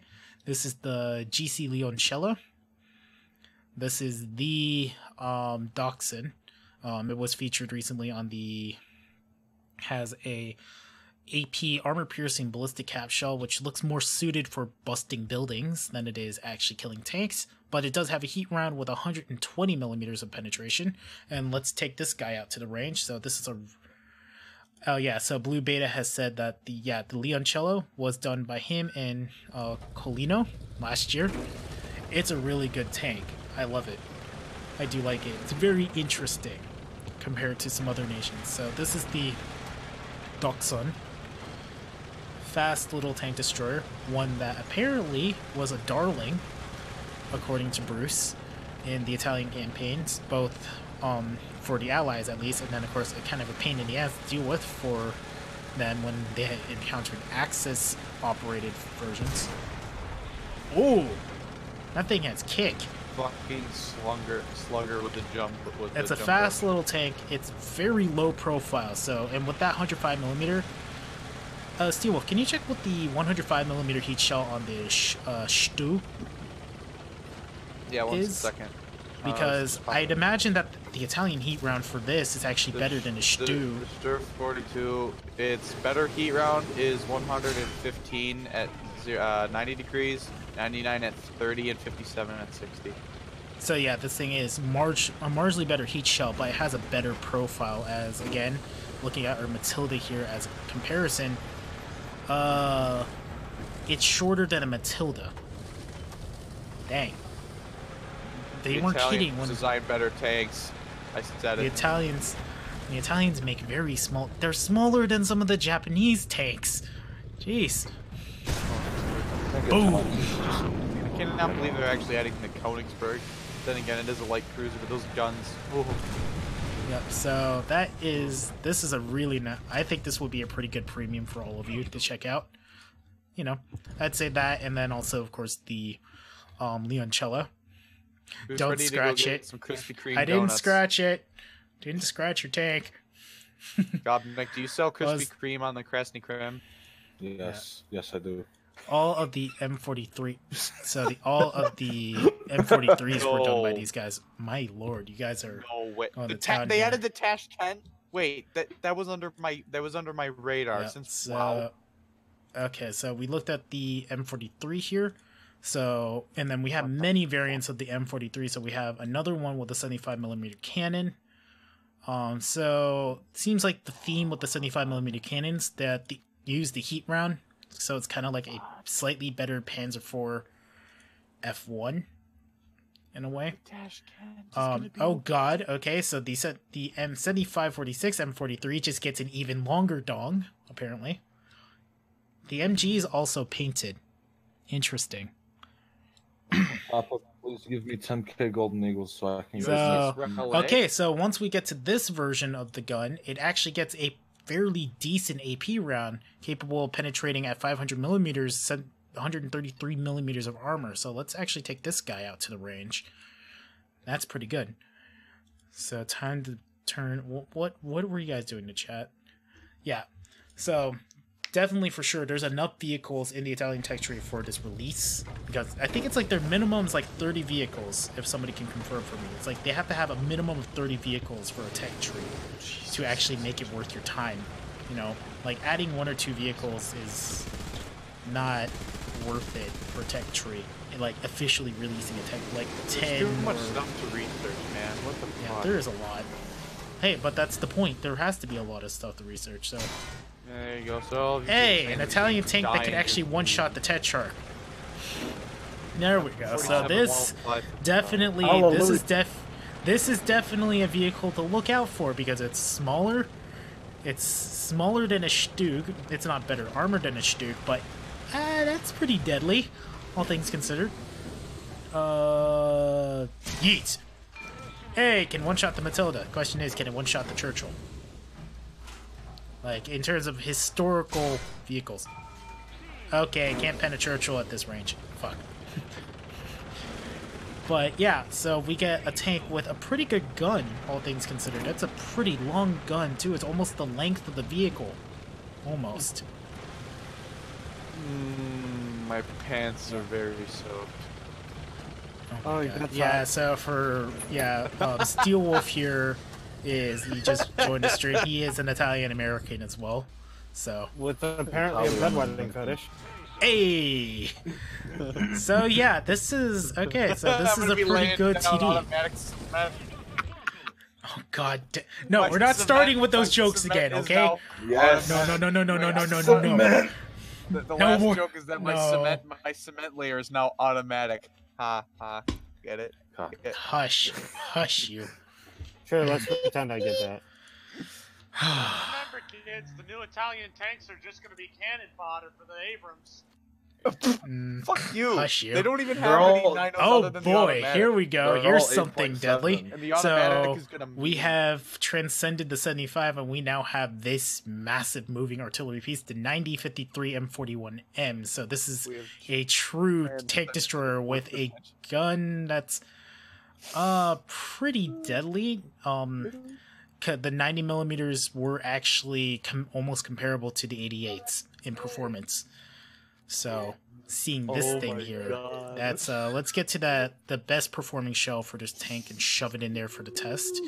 Here, sir, so the best performing shell for the tank is the Mod 43 shell with 104mm of penetration at 500 meters on a flat surface. But it is a 90mm. It is big. It is kind of ugly. But we're gonna kind of, compared to the previous ones, which were, kind of cute, adorable, very deadly, but this thing just turned into an ugly monster. Holy hell. So the 90mm. I really can't stop laughing. This hurts. Yeah, look, so this thing is pretty big. Man, look at that 90mm cannon. That's not, let's see, what's the traverse on this thing? Let's see how wide the traverse. When did the F-86 that's actually really deep. That's pretty decent for traverse. You can get a pretty wide sweep with the gun, so it can sweep pretty wide. That's actually very good. Okay, so obviously we need to shoot at a target that's worth our time. it can one-shot the Churchill at this range. Nice. Kinky.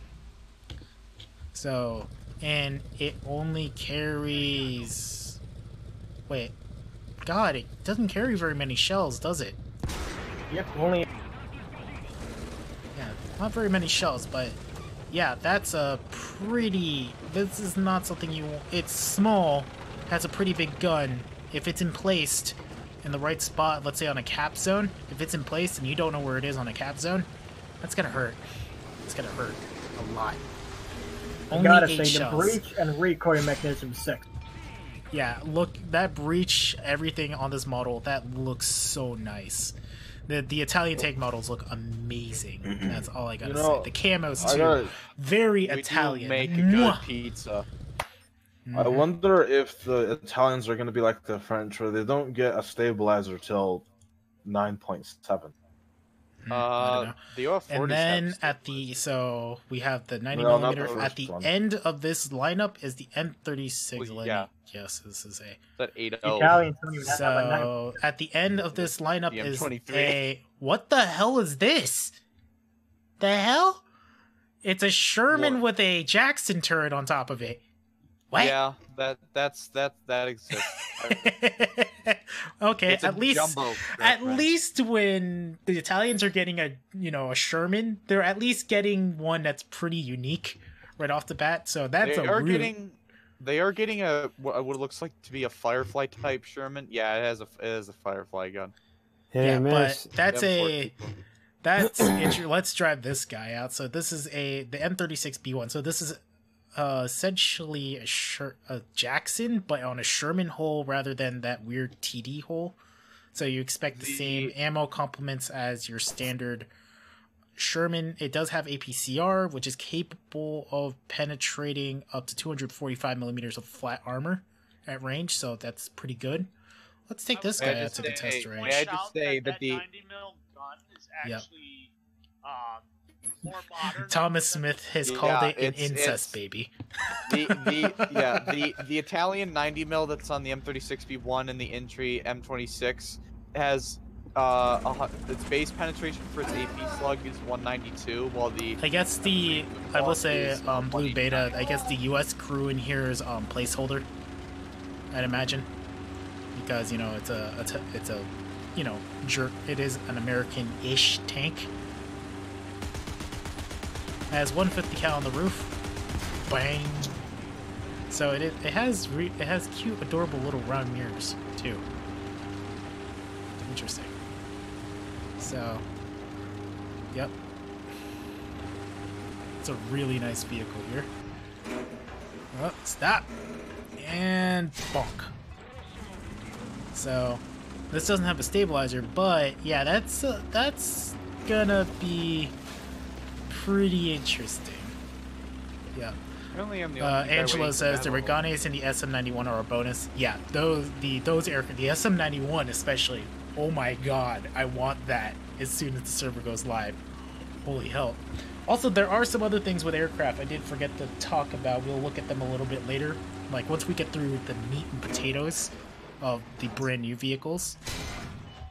But yeah, so this is the top end of the Italian tank destroyer line, a Sherman jumbo hull with a M36 turret on top. So, oh my god! Okay, don't good. play normal custom battles, or not custom battles, normal battles, because there's a bunch of people in the low tier Italians playing with a bunch of high tier players. Okay, so BlueBeta has said yes, US crew will be replaced. Thomas Smith asked, would you be okay doing a vehicle advocating for the Schofield tank? I'm not a tanker by far, as you guys can see. I'm not super knowledgeable on tanks. I do know quite a bit more about aircraft. I like doing guide videos, but I don't necessarily do like chat videos advocating for stuff, because personally, I just don't want to. I focus more on making good guide videos. I'll do chat videos, I'll do live streams where I'll talk about my opinions, but I don't necessarily feel like it's, for me, my place to be advocating for vehicles. There are many other YouTube channels who can do that. I will make a shout out directly to the European Canadian, a good acquaintance of mine as well. I talk to him daily basis. He's a really nice dude. If you want, a guy who can talk about tanks, aircraft, anything, talk about it, endlessly chat about it, There's that guy, and there's also a closer friend of mine that I've known for a very long time, Napalm Rate. He's also very good in War Thunder. Literally only plays War Thunder. But that aside, he's a great guy to also look to. There's a question. There seems to be a bit of a one TD top line is missing now. You'll see it later. Oh boy! So BlueBeta said there is one more vehicle for the TD line that is not ready yet, but there will be something cool. Anyway, okay, so we've looked at the TD tankette line. Now we're moving back to the right side of the map. So I guess this is the light tank line we're going to be looking at. So starting with the L640, which is essentially looks kind of like basically an Italian Panzer II. I don't think that needs very much explanation there. So 20mm autocannon, 1.3. So not particularly exciting, but it's a very nice model nonetheless with that weird suspension system.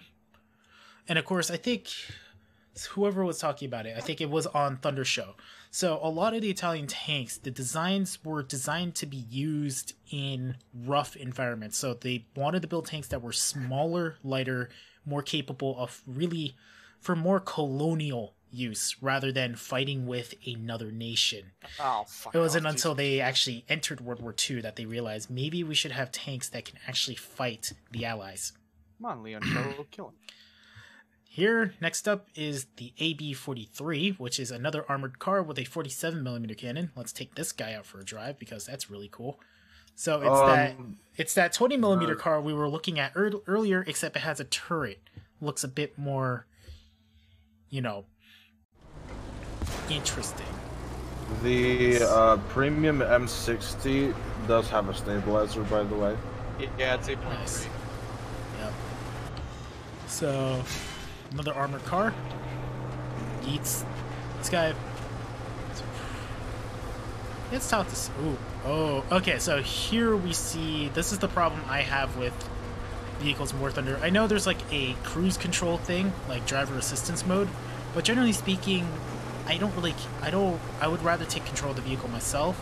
And the one thing that this is kind of a complaint amongst armored cars in general is that some vehicles have very sensitive controls. Like I'm just gonna hold down, like I just tap that. It can oversteer a bit if you're not careful. So sometimes it's best to tap the steering wheel and not do it real hard. I would imagine a better solution for fixing oversteer is just so, I think, what is it, a content creator I was talking to on CC Discord, we were talking about it, is that it's probably because I'm looking at it now, that's probably the issue, is that the steering does not immediately go back to zero in terms of direction. Like I'll hit down the curb, but then it takes a bit of time for it to go back to center, so it tends to oversteer more than you would like it to. But yeah, it's kind of a very squat. This guy, he just, kind of looking at this vehicle, he just looks like concern. The front of this vehicle, there's a face on this vehicle and it's just concern. He doesn't know why he's here. He's just concerned about his particular life situation. All he knows is that he has to try to fight for the glory and the sovereignty of the Italian Empire. Guys, can really hurt me this patch because they added Italian tanks and the F-100, and I'm just torn, man. Okay, so we were talking about this, I think, on the live stream that I didn't really think supersonic aircraft were coming in. Then I wake up one morning, see the supersonic aircraft thing. I log on to Discord a little bit later in the day, and Preston, the first thing he goes, "Hey John, guess what?" I go, "What?" Preston missed the queue again. Motherfucking hell. He goes, cement is best. No, Preston, once again, missing his cue. But doesn't that surprise me? He died. He just died. Wrangler. He just died. Anyway, moving on to the BlueBeta 501. Oh boy, so this is a vehicle that I want to try. This was one of the first vehicles featured in the dev blog. So this is the 90mm cannon on a 6-wheel chassis developed in response to the issues that they faced in the Italian after North Africa. They decided we need to make a armored car that is more capable of actually carrying, being a better vehicle, essentially. So they came up with this thing. So this is the Italian Puma, or Italian pack wagon. Essentially, a pack wagon and a Land Rover seem to went and have a baby in some very nice hotel in Venice, and this came out. So it's got rear-facing, has 2 rear-facing MGs, and of course the 90mm. Let's take this guy out for a drive, and we'll bring out the best penetrating shell, which has at point-blank range or on flat armor 104mm of penetration at 500 meters practical range. John, man, can I get a time set for the MiG 15-ish? I wish I could give you the timestamp. I don't remember. John is having fun with spaghetti and pizza meatball tanks. Spaghetti and pizza meatball. You mean like... Listen, motherfucker. Okay, it's not spaghetti and meatball. It's spaghetti, meatball, prosciutto, and cement. Get it right. It's like here with the cement jokes. Oh boy. So it moves pretty quickly. It's pretty fast vehicle. It's not, let's say, Puma fast. Heroin. Okay, I do like this vehicle though. It doesn't oversteer as much, even at near top speed, so that's nice. We'll just ignore the Tetrarch here because the Tetrarch, we all know we can penetrate Tetrarch with a 90mm cannon. Let's see what this looks like. Let's see, sight the gun here. Pooh. Okay, there's some massive kick on the cannon, but you know, it's a 90mm cannon on an armored car chassis, but yeah, that's got quite a bit of kick there. Like all those sounds there too, just hearing that when the vehicle stops.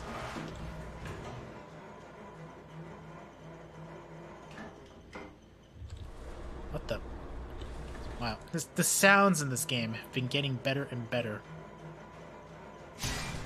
Bonk. Yep. It's a really cool, I will say, I will definitely enjoy driving around this vehicle. Yeeting people left and right. There we go, that's a pen. Boom. Yeah, the 90mm shells are very effective, I will say. Very effective. So, yep, okay, so for the MiG, an hour and 27 in. Yep, so this is the BlueBeta truck, and it will yeet you. Definitely. It's a very, very interesting vehicle. That's really nice. So that's the middle point of the TD line, and the Italians do go into the modern age. And honestly, I was actually shocked to see some of the vehicles in their top tier once we get to them. So that was the BlueBeta. It's a 4.0, so it has a pretty good gun for the tier. Now we jump directly to 6.7 here with the Fiat 6614. What the? Okay. So the Fiat 6114 has a 106mm recoilless cannon on top. It's an armored car, essentially, with a 50 cal, the spotting 50 cal. So it's essentially a scout vehicle. Looking at it, its practical usage to me is scout vehicle with basic anti-tank capability if it needs to do so. But yeah, so another armored car. So it's kind of, this thing looks like a fish, like a really big, weird, ugly fish. Not even a catfish. They're like a mudfish. Just like, it looks mud colored too. It's just like, just looking at this thing, that's very interesting. So stop. Well, Fiat makes everything, mate. You know what's kind of memey? I'm hitting tanks, Italian tanks with hash, and the rivets aren't exploding like a frag grenade. Yeah. They're not made out of heroin powder. Oh my god, stop, Tom. Tom, no. Not here. What?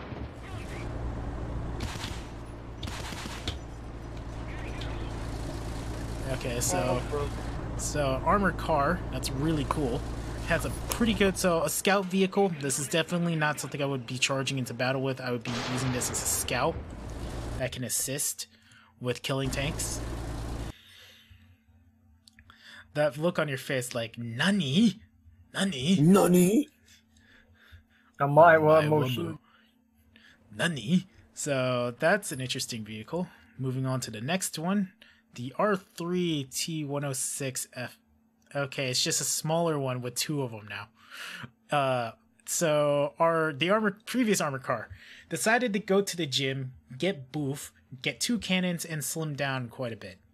Let's drive this one too, just because for the absolute shits and giggles. Did you just say get boof?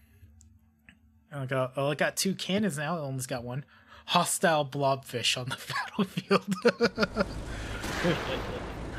Oh boy. Well, so let's give the tortoise what for. BlueBeta has requested that we try to hit the tortoise. I'm gonna just kind of wreck in here. Okay, I hit the tortoise. Let's lower down the gun bit though. Come on. Reload faster. Eat. Dunk. Ooh. That hurts. That hurts tortoise. But God, you have to arc the gun so much. Honk. And I missed. So this is basically a slightly smaller armored vehicle with 2 recoilless cannons on a... Is that just only facing forward, or could it fire behind? Oh, and the guns can rotate 360 degrees. Keep that in mind. That's... Yeah, I'm excited for these armored cars. Yeah, that's gonna hurt. Make fun of my nation, bitch. Fucking comes back to bite you like a 3.3 anti-aircraft gun. Yep, that's pretty cool. Can you check the recoil, by the way, on the that 3.3 anti-air when you shoot it sideways in front? It looks like people having sex in a car with shitty suspension. I'm not kidding. And then there's the one thing with the 90mm cockerel. Hey, the stream has to stay interesting somehow, and if it's by commentary, so be it. So this is just basically another scout vehicle, even smaller, but it has twice the firepower, and it fires both of them at the same time. So it's kind of, in a sense, it's actually, I would find it better than the M50 Ontos in a lot of ways. Next up is the ABUL/74, which is an actual gun. Ooh, me likey already. This has a what's this, an Armored Warfare? I feel like this was an Armored Warfare and I missed it, but I like it. What was? So this is the ABUL/74. Comes with a 90mm cannon, so I think it's a low velocity cannon, if I'm right. Yeah, low velocity 90mm. It's called the Cockerel. So it fires a heat round. That velocity is not low. I'm gonna fucking tell you right now. Well, maybe a low velocity, but basically it's a same armored car we were looking at a little bit earlier, but it has a gun turret now, 90mm gun, and a Breda. Let's take this guy out to the range because that's cool. Recoil is bugged on the ABUL/74. Okay, so we do that. Yeah, it's a meme. Yep. Oh, jeez! Okay, I see what you mean now. That's recoil. You fire it sideways? Well, I can't wait for the stream delay to catch up so I can see what the hell. It's like a cat. Okay, so let's see what happens if we fire it sideways. Are we gonna have that thing that happened a while back? I think I have a clip of like M36 firing the sides.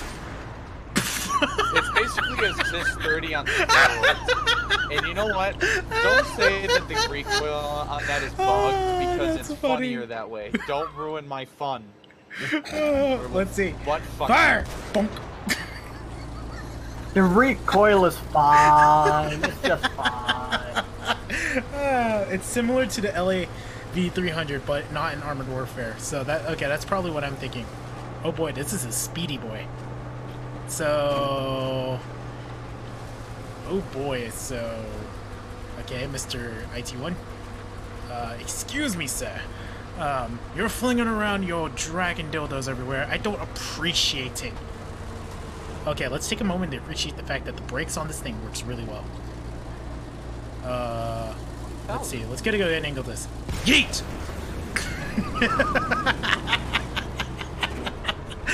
Okay, so BlueBeta has said that the recoil is bugged, but oh my god, if the hilarity of that recoil. Okay, so we fired it from the side, we fired it from the front. How about we fire it from the front or from the back? Let's see. This is the Italian clown car with the 90mm. Oh boy. Yeah, I can see this being an absolute irritation at top tier. You suddenly see Speedy Boy crossing the deserts at top speed and you're not paying attention and it just starts yeeting people left and right. Hey John, I would encourage you to try and go forward and while shooting with the AAA right before the automatic. We'll go backwards. You'll go backwards. Let's keep that a secret. They don't know that's in here yet. Kappa. Yeah, they do. They saw the list. They saw the list. Fine. Okay, fine. Want to keep that a surprise. So this is essentially, it's essentially an it's an RU251, except it's on wheels for Italy. Quite frankly, I like this more than the RU251 in a lot of ways. It's just awesome. And Attention, now, all more aesthetic. Santa Claus has Ligma. Oh my god. Hush. Jesus Christ, you. Okay. I expected anyway, let's look at our modern tiers. I was actually completely shocked to see this come into the game. This is the Centauro. I hope I pronounced that right. Centauro. Centauro.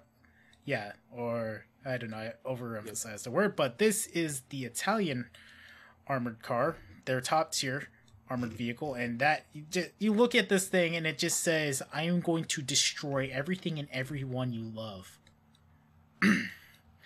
So, I don't really. Of course, equipped with a 105mm cannon, equipped with APDS round, heat HESH shell, and a 400mm heat shell. But honestly, the gun is pretty good. But what does it actually look like in game? I may have just murdered a poor little Italian scout car. Yeah, so this version. So, according to BlueBeta, this is the pre-production version of the B1. So, pre-production, meaning it's like the prototypes, and then they'll say, hey, this is what we want changed here and there. But, yeah, I remember when I remember seeing this in Armored Warfare. Actually, I remember the time when Pixie yeeted and destroyed like 5 tanks on a row in a massive rampage in a Weasel with a 30mm. That was hilarious. This was one of those victims. Don't. But, yeah. This moves really quick. I should not have pushed. I don't know why I did that. Oops. Oopsie. Okay, that's new. Oops. We'll pretend that didn't happen. I didn't do it. I didn't break the gun barrel. It's totally fine. See? Guys, I have a really quick question. I never figured How this do out. I earn eagles? If you're wondering, okay, let me stop here. The DM23 is a placeholder for the real shell incoming. Okay, so the shells in the vehicle, according to BlueBeta here, the Romar version, that's the next version with the ERA, will have a different shell setup. But, okay, overall, this thing is fast. Look, God, look at that thing. A beautiful machine, and is actually a war-tested vehicle. This was sent out by vehicles were present in in Iraq in 2003 with the Italian contribution to Iraq, Operation Iraqi Freedom, and they were actually very well liked. I think there was one documented incident that the vehicle took part in was destroying a building in which snipers were hiding out in. So this vehicle performed extremely well. And I guess, you know, kind of a bittersweet redemption for Italian armored vehicles. In a way, returning to the desert and actually, you know, redeeming years of being made fun of for crappy tanks in World War II. But yeah, this is definitely a reason to go for the top tiers of the Italian tank tree. This is a beautiful machine. I loved it in Armored Warfare, and I am so happy to see it here in War Thunder. And it stops. It just stops on a dime. Holy hell. It's amazing. I'm so torn because the Centauro is so sexy, but I also want the MiG-19. Yeah. Fuck you. Go with your heart. Spaghetti meatballs. Well, he wants. Obviously, because Gopnik is Russian, he will go for. Really you go for the MiG first, then get the Centauro, because there's that. Isn't this the Ferrari? I'm more of a also jet in a guy more than a answer. brown guy. And to answer the question from Jose Gonzalez, I happen to have a lot of Golden Eagles because I am actually a part of the content creator program. So content creators actually get a massive package when we log in to actually check out the vehicles. So, and then to quickly look at the top end of that tree. So the final version of the vehicle is this one, which has ERA on the sides and on the turret. This is actually probably the more familiar looking vehicle. I'll be right back, Mommies. I'm gonna go get some ice cream. Okay. Jesus. Okay then. My Explain spaghetti to me how a is 20 mil is horrible. sparking off of an AH-1F right now? No, Enzo Mune. So, according DM23 in this vehicle is a placeholder. There will be a different shell, for this tank when it comes into the game. So DM23 right now in the ROMOR, is not the actual final shell according to BlueBeta here. No F333 either. So now that we've looked at the anti-air, we'll keep anti-air for last because I'm excited. So now we'll look at the in-tree P40. So there is a P40 Leoncello in the tree, or P40 tank here, so we all know the medium tank. We did look at the M1441 earlier. After the P40, we have the M4. Okay, so we have so they get a Firefly Sherman in the middle of their tech tree. Okay, that's not particularly exciting. That's way out of place, by the way. Yeah, really out of place. Then we go straight to the M26A1. Of course, there's a premium version of that, the Air Yeti. The M26 in tree is a better gun, or modernized gun. Then we have a M47 with a 105mm gun. That's pretty cool, all things considered. So they did the same. So they did this vehicle is a set very similar. It's essentially analogous to the M47 in the German tech tree with a locally built 105mm cannon taking place at the 90mm that was in the original M47s. Not particularly interesting. But let's get to a vehicle that I think is really interesting at 8.0. This is the OF40, another vehicle from Armored Warfare, though it looks like the hole is a little big for the turret. I don't know. Yeah, Maybe? It does look really big in this game. I don't know why, but I don't know. huge. But hey, I'm not gonna criticize it yet. That's pretty big for something that's basically a Leopard. We're it's not identical to the UK version, because I did notice, by the way, on that Firefly, it does have a different hole, so it has a different M4 hole. So the OF40 here has the 105mm OTO Malara cannon, so it's a 105 with 52 calibers, fires a APDS shell, so 296 at point blank 500 meters, heat shell 400 at any angle onto a flat surface, Hesh. Armor wise, I think it's not composite, if I'm right. Yeah, there's no composite. No, it's spaced armor. Spaced armor and on the turret, but the hull has no armor absolutely whatsoever. So try to be hull down as much as you can, or just don't get hit.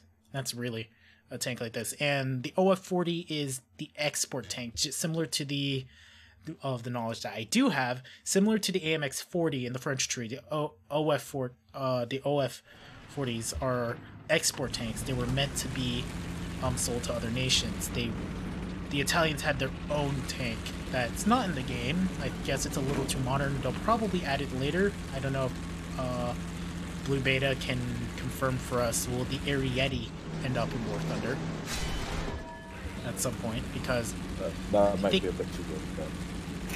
maybe, although really. it is mid 2000 or mid 90s. We do have some mid time. Trust me. Don't it's know not right gonna be now. shit. Focus It would on this be patch OP. first. If it got Okay, those so if it got the oblique blocks on the side, then yeah, because you wouldn't be able to like lull pen it from a corner angle. So. yeah. So essentially, okay, so BlueBeta has said they don't know right now if the Air Yeti will come to the game. They're focused on just getting this patch released, which, you know, understandable. And plus, there's more than enough vehicles for the Italians in here to play with. You know, not going to be Yeah, particularly absolutely. great. I Yeah. gotta say, I am impressed with the amount. So Yeah, the amount of vehicles in the game is very good. Sure, there's a lot of, I guess, like just different variants of one particular vehicle, but that's no different. That's no different from any other tech tree, though. Like, you know, look at the Americans, the Russians, you know, with T-34s and M4s everywhere. So, you know, there's not really. I'm not going to complain with the amount of TDs, but so the OF40 is there. This is the secondary top tier. I'm assuming. What is it? I'm assuming that this is BlueBeta can confirm for us. So I guess this is like either the early production version, because we have the OF40 and then we have the OF40 Mark II-A. Apparently we just skipped Mark II and went straight to Mark II-A. So this other version of the vehicle, Mark II-A, does, I guess, DM23 is again a placeholder, so this one basically gets a few extra accoutrements and the ability to fire Sabo. So the Italians have a pretty interesting looking top tier, kind of a boxy Leopard 2K that's slightly smaller and has a 105 cannon instead of the 120 millimeter. But it's an interesting looking vehicle. I'll say it probably won't be that great, but it will definitely be competitive enough at 8.0, 8.7. God, so. And if anybody is wondering, there is a top tier premium for them, which is an M60A1 Ariete. Oh boy! Oh Jesus, you guys. So, Frosty, the sea winds. Oh, and the Mark II-A. The Mark II-A OF40 does have a stabilizer, so that's good. Now then, that was just expected. we will move on to the AA vehicles, which, you know, this is kind of the finale here. The first AA. What in the actual hell? What? What? The first thing? The car? It has a. Wow. Okay. That's interesting. Let's take that out to a test drive. That thing, the tires would pop. So remember that armored car from earlier with the twin recoilless rifles? They just stuck an autocannon to the top, a belt-fed autocannon to the top of that. Good old looking guns. Just keep tapping your mouse. Like, don't hold it down. Just keep tapping the mouse. If you're on the R320. Doesn't get a lead indicator, so that's gonna suck.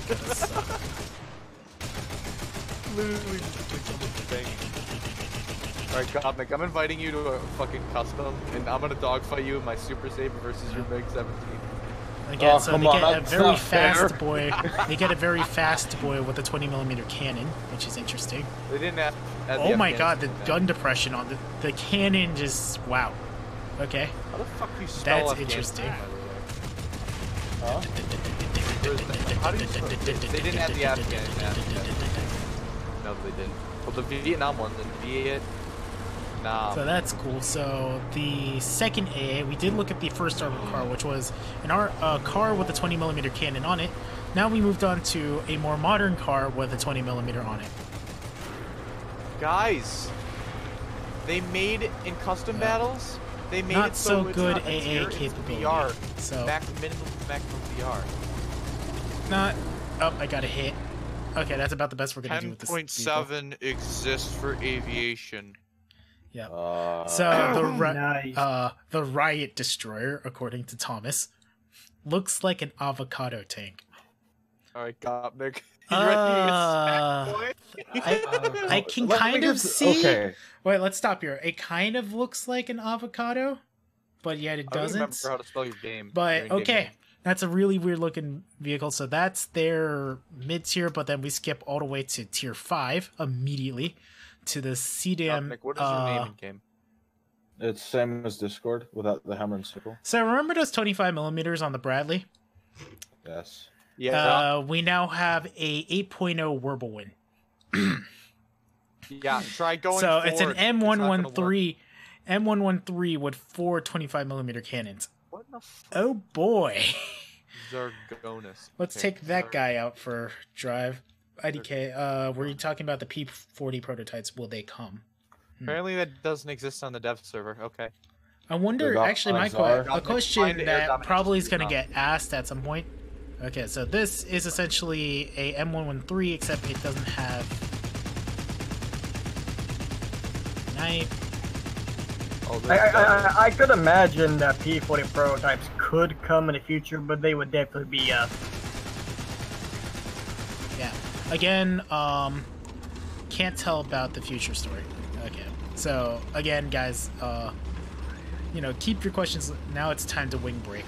We will try. We will try. I'm reloading here.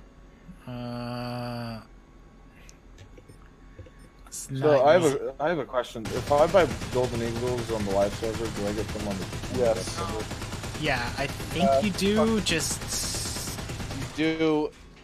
you better make sure you buy them directly from the store or on the live server first. Do not buy them when you're on the dev server, you nitwit. The recoil on this is hilarious, by the way. So essentially, this is a top tier whirlwind in a lot of ways. It's kind of very, I will say this is really obnoxiously tall for a vehicle as well. So interesting, really twitchy turret. Maybe 50-50 effectiveness? I don't know, or just be an absolute pain in the ass. I'm talking about the CDAM 25. Oh, that thing. It does. Oh, and it comes with a full Sabo belt, so that thing will annihilate people at point blank range. Yeah, it's the same as the Bradley. So yeah, so it's the same as the Bradley, and of course, drum roll here. Finally, as excited as everybody is. The Destroyer. Wait. And doesn't the Bradley use the 35mm? The 25, the M3 in the game has a 25. Anyway, the Destroyer of Worlds, that is the automatic. With the 76mm auto BlueBeta Canone da 76/62 cannon. So 76mm cannon with a 62 calibers. This is, its default round is APDS. Is it APFSDS? The default rounds for the automatic are APDS. Guys, and I hope you plan 311 millimeters, bitch. Like I said, don't make fun of my country. We will destroy oh cancer. My god. Literal cancer. So that is worse than actual fucking cancer. I'm getting cancer just by looking at it. Unleash the Kraken, says John. Go into a hacked custom server, you'll have fun. No oh boy, so oh my god, how twitchy is this is stupid, the turret rotation on this. That is retarded. The hell? That autoloader too. Holy hell. So still, if I have, we have officially, gentlemen, we have officially found actual cancer. Literal actual cancer. Oh my god. Okay, wait. Where is aircraft? I want to shoot you down. Where is it? Aha! So if I am 230,000 away from the MiG-19. Oh, are these air fuse shells? Oh my god, are they air fuse shells? Wait. It's the APFSDS amount artificially. My god. Dunk. Oh. God, and you can hull break. You can hull break a Shulka with the 76mm gun. It's cheap. Nice. So, besides the obvious disadvantages of this vehicle, it is obnoxiously tall. You thought the Type 87. Is it the Type 87? The Type 80 has 500 millimeters in the fucking mantlet. No, we're talking about the what is it? Oh, the AAA Type 87, yeah. Yeah, the Type 87. You thought the Gundam Gepard was tall. This is essentially, it's just like a moving TV station. Can I have a version of this with an angry glowing Terminator eyebrow on it? So if I will say though, it seems Blue can confirm here. How many APDS rounds can I carry in this vehicle? I bet they are going to limit the amount of APDS we could carry. Otherwise, he said it was 12 earlier. I'm pretty. Yeah. So you have essentially 12 chances to one-shot people. Which I think is bullshit. Should be like 80. 80 chances to one. Considering how expensive the shells are, I'm not surprised that it's that, but yeah, considering how just look at that, how fast I can repeatedly fire on one target. I just emptied 3 in the span of. Yeah, I can see this absolutely yeeting Abrams, just retarded Abrams. They'll come around the corner and then dop. So you just start pre-firing around the corner just as an Abrams comes around the corner. That's gonna hurt. That's gonna hurt. Yeah, this thing, and the fact that it has an air fuse shell, seemingly for the AA. I'm gonna scroll up on the question. Yep. I just realized. Hold on. How Thomas Smith says this SPAA is the weapon to surpass Metal Gear. Yep. So that John, do you think the Italians should get the M60A3 Leonardo? Yes, because it's my middle name. Oh, hush. Also, I'm Blue, okay, actually, let's ask Blue here. So the M60 Leonardo, that is basically a weird. I don't know how to feel about that thing. That thing just looks like a piece of modern art at that point. Yeah, so the automatic. A pasta version of Metal Gear. Goodbye, Devis. Yep. Oh, so. Wow. Yep, what? So basically, this thing will be as deadly to top tiers as possible, especially toward helicopters. Okay, and the 76mm cannon does have a proximity fuse on the 75. So basically, bring this at the beginning of a match. Fuck all the helicopters. And John the Big Boy is now following. Thank you, sir. Everybody appreciate the Rainbow Yoshi. Is it APDS or APFSDS? It's APDS. It's APFSDS. That is so cancer. Yeah, that is cancer. Really? But that is beautiful. Gaijin, I'm happy with Gaijin that they do make this vehicle OP because people would complain, absolutely, if they didn't give it the APDS FS round. But the fact of the matter is, it is a tall, obnoxious-looking AA vehicle with fuck all for armor, so you're not going to survive getting hit by like an Abrams or a Leopard 2K or anything. However, in the fact of the matter that it does have firepower on its side, repeatable, deadly firepower that can easily make quick work of top tier tanks that are not paying attention to their flanks, or at the very least destroy your breach with and then immediately fuck off. Though of course you'll know where it is because you'll see this giant fucking coning tower of radar on the back of the map.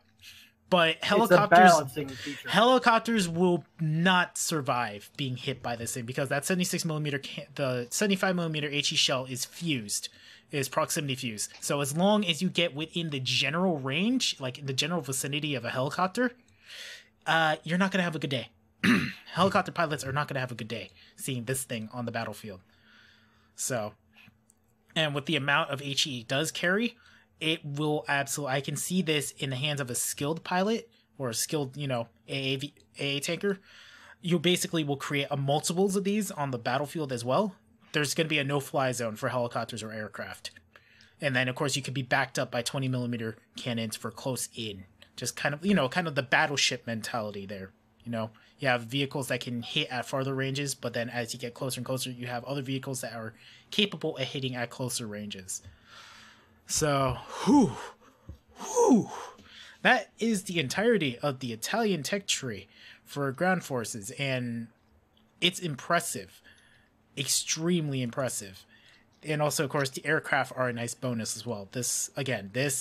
I absolutely will say this is actually my favorite aircraft with the patch right now is the SM-91. Yeah, that thing looks just amazing. Like, the supersonic jets are awesome, but for me, being a prop guy, I'm very much a prop guy. I'm almost disappointed Japan didn't get another heavy fighter this patch. Yeah, Japan unfortunately did not, other than the Type 89, which I think is a needed thing for them for their top tier lineup. They didn't get anything. They didn't get any other aircraft. So I don't know why they can't add the key. Yep. So we can't run this. We can't run this with the Italian Gepard. Otherwise, we'll have to fight the Abrams.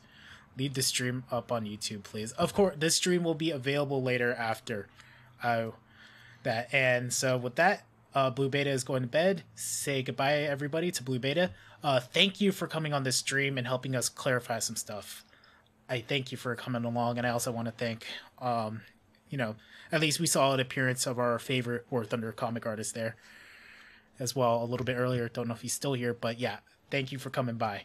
Yeah, the automatic is the Italian Gundam. Apparently they can into... It would be more like a jet. It's like Zeus. Just, it will bang everything everywhere, no matter where it is. Or, I mean, Jupiter. I don't know. Anyway, so let's move on now to a few of the more things. Sitting here, just gonna sit this laptop in my lap. So let's read off some of the things that are actually more of the... there we go. So more of the actual... What is it called? Some of the other things for this patch here. So I have my laptop in my lap, obviously. So the new sounds for jets, by the way, is absolutely amazing. Are we talking about just supersonic? Yeah, the supersonic. Yeah, the supersonic jets. We already, when we saw that earlier with the F-100, oh my god, I was just blown away. It's just, boom, boom. You should hold on. You should hear it when jets fly by, though. It sounds amazing. That visual also. We'll get to that in a bit. So, okay, so let's read off some of the other things from the patch notes. So, ground vehicles. So, remember the ground repair stuff in Gaijin's attempts to try to help make grinding tanks easier? So, field repair have new mechanics for field repair have been added for gun barrel, breach, traverse, and elevation drives. And of course, before you guys freak out about, oh, it's turning into arcade, hear me out first. So let's start with gun barrel. So damaging the gun barrel on a tank will block firing for 30 seconds. And at top tier, 30 seconds is life or death. So that's a lot of time.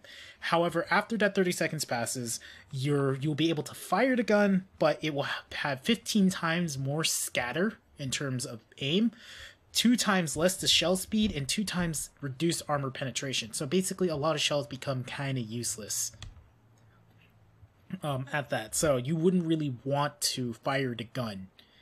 If you damage the breach in the cannon, firing will be completely blocked for 30 seconds. After that, you will have random misfires. So similar to arcade, but again, the gun breach is knocked out for 30 seconds. The gun is knocked out for 30 seconds, which again, in tier 5, tier 6 battles, is life or death at that point. Especially now when you have the automatic. The automatic can fire like APDS, like 1, 2, 3. Yeah, you would just gone. You won't even wait the 30 seconds. You'll die before you can. Yeah. Anyway, moving on, the failure of the elevation mechanism. If your elevation drives are damaged, you'll lose the ability to actually traverse the turret for 15 seconds. After that, the traverse is limited to only 3 seconds, 3 degrees per second, and rates of elevation will be limited to 1.5 degrees up and down from which the angle of the gun was damaged. So if you're aiming directly up and your elevation and traverse are damaged, you won't be able to bring the gun down any more than a degree, like any more than 2 degrees. Okay, so and then moving on, aircraft damage model characteristics and weaponry changes. Okay, the one that I did mention directly on the CC Discord. So for the MI4, or the flying school bus. So if anybody noticed with the flying school bus, when it was first added to the game, it had some incorrect issues with its what is it called, the compressor. Yeah, with the compressor and engine. So now they've been corrected to a proper proper engine and the compressor, not a turbojet, because this helicopter is the only helicopter in game that uses a piston engine. and it's the same engine that's found on a lot of Russian fighters, like the I think the LA-7s, LA-9s, so on and so forth. So that's something to keep note. So for all the helicopters, so the M24VP, all the M35, AH-1Z, those helicopters specifically have been given IR signature suppression, IR countermeasures, and electro-optical modulators. The AH-1F also got an electro-optical modulator. The UH-1B and UH-1C, 40mm grenade launchers that can be mounted in nose turret, combinations of 7.62 machine guns, and 2 blocks of Hydra 70 rockets. The UH-1D has TDA rockets added. The SO-8000 Narval. Sometimes I'll mistakenly call it SAO, even though I don't watch SAO. I don't know. So its classification as an aircraft has been made as an interceptor strike fighter, meaning this means it should be getting an air spawn now. Oh god, it's getting an air spawn. Cancer. Cancer. Yak-9 UT. The displaying of the information of the H-37 and HC-45 cannons has been fixed. F4F3. Number of rounds machine guns have been fixed. P40E1, number of machine guns have been fixed. What source? Armor on the seat for the I-85 M71 has been fixed. Ammo load for wing-mounted cannons has been fixed for the Mark 22, Mark 24 Spitfires. Internal cannons carry 175 rounds. External carries 150. Su-2 TSS-1 has had its turret deflection angles have been adjusted. Ki-32 has separate bomb drops added for the 100 kilogram bombs. And then the one that I got interested in, let's go back over to the US. So if you remember that the A26 10 gets a certain modification for its forward-facing armament, they decided to make it more cancer because now it can carry not just one, but 2 37mm cannons. Let's see what that actually looks like here. Oh god. Oh dear god. That's 2. Let's be clear here. Not 1, but 2 37mm cannons.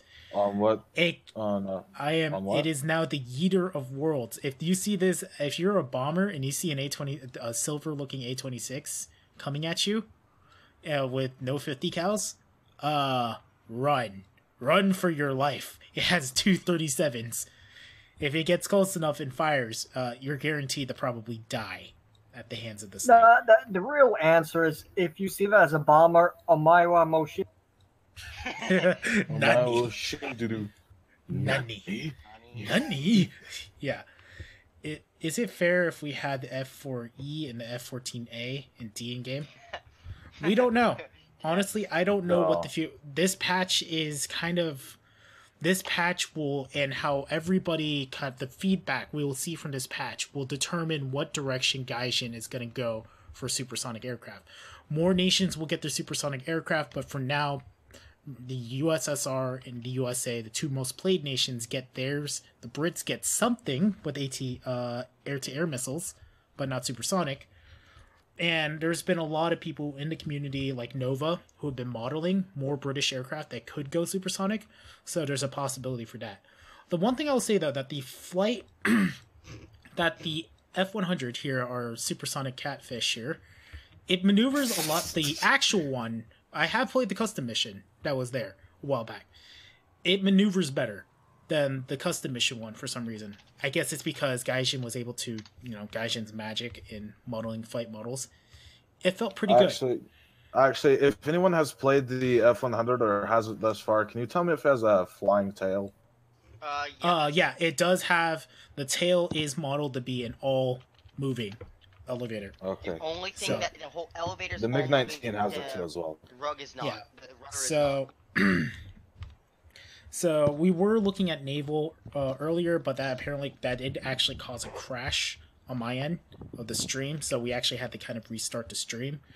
That stream won't be going off. Oof.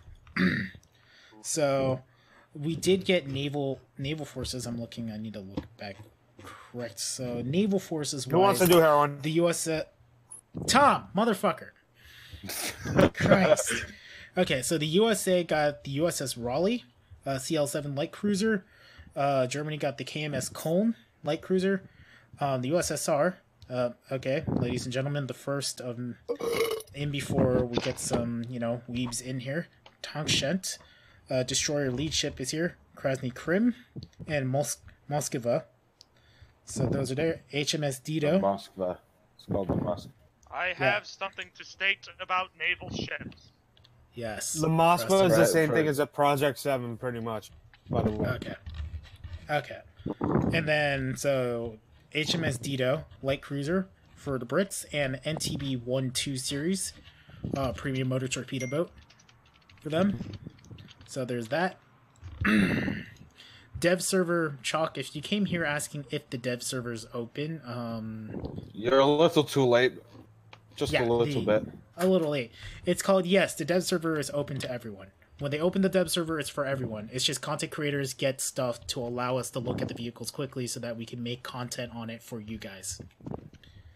So, going back down the list here. So, naval weaponry, they changed weapon groups on some vessels here and there. If somebody can post the actual, I'll probably put it in the description of this dev server once it's done. It'll probably take like an hour or two before the video goes up because it has to render once we're done here. So getting to it, Soviet 37mm cannons have its overheat effect after about 100 shots. The MPK 163 can rotate 360, but they do have dead zones. MO4 45mm cannons have a fire rate increase to 30 shots per minute. More powerful HE round has been added. Stabilization's been added. Horizontal spread has been reduced. The Ferromil D's 57mm 6-pounders have been there. Fire rate has now been increased by 0.7 seconds. If apparently it's just not fast enough for the Brits. And the shot stabilization has been improved. Falling vessels can now have 360 turrets. Kanonenboat K2, both main caliber guns. Project 206M on the 75s. The Fruins, main caliber, rear main caliber cannons. Rocket characteristics have been corrected to be historically accurate, or as accurate as they can be based on information, amount of explosives, distance, and speed. Many torpedoes have had their corrected characteristics. They didn't specify in the patch notes. Chevette cannon on the G5 has an AP belt now. The Fulton torpedo boot Type 39. Go ahead.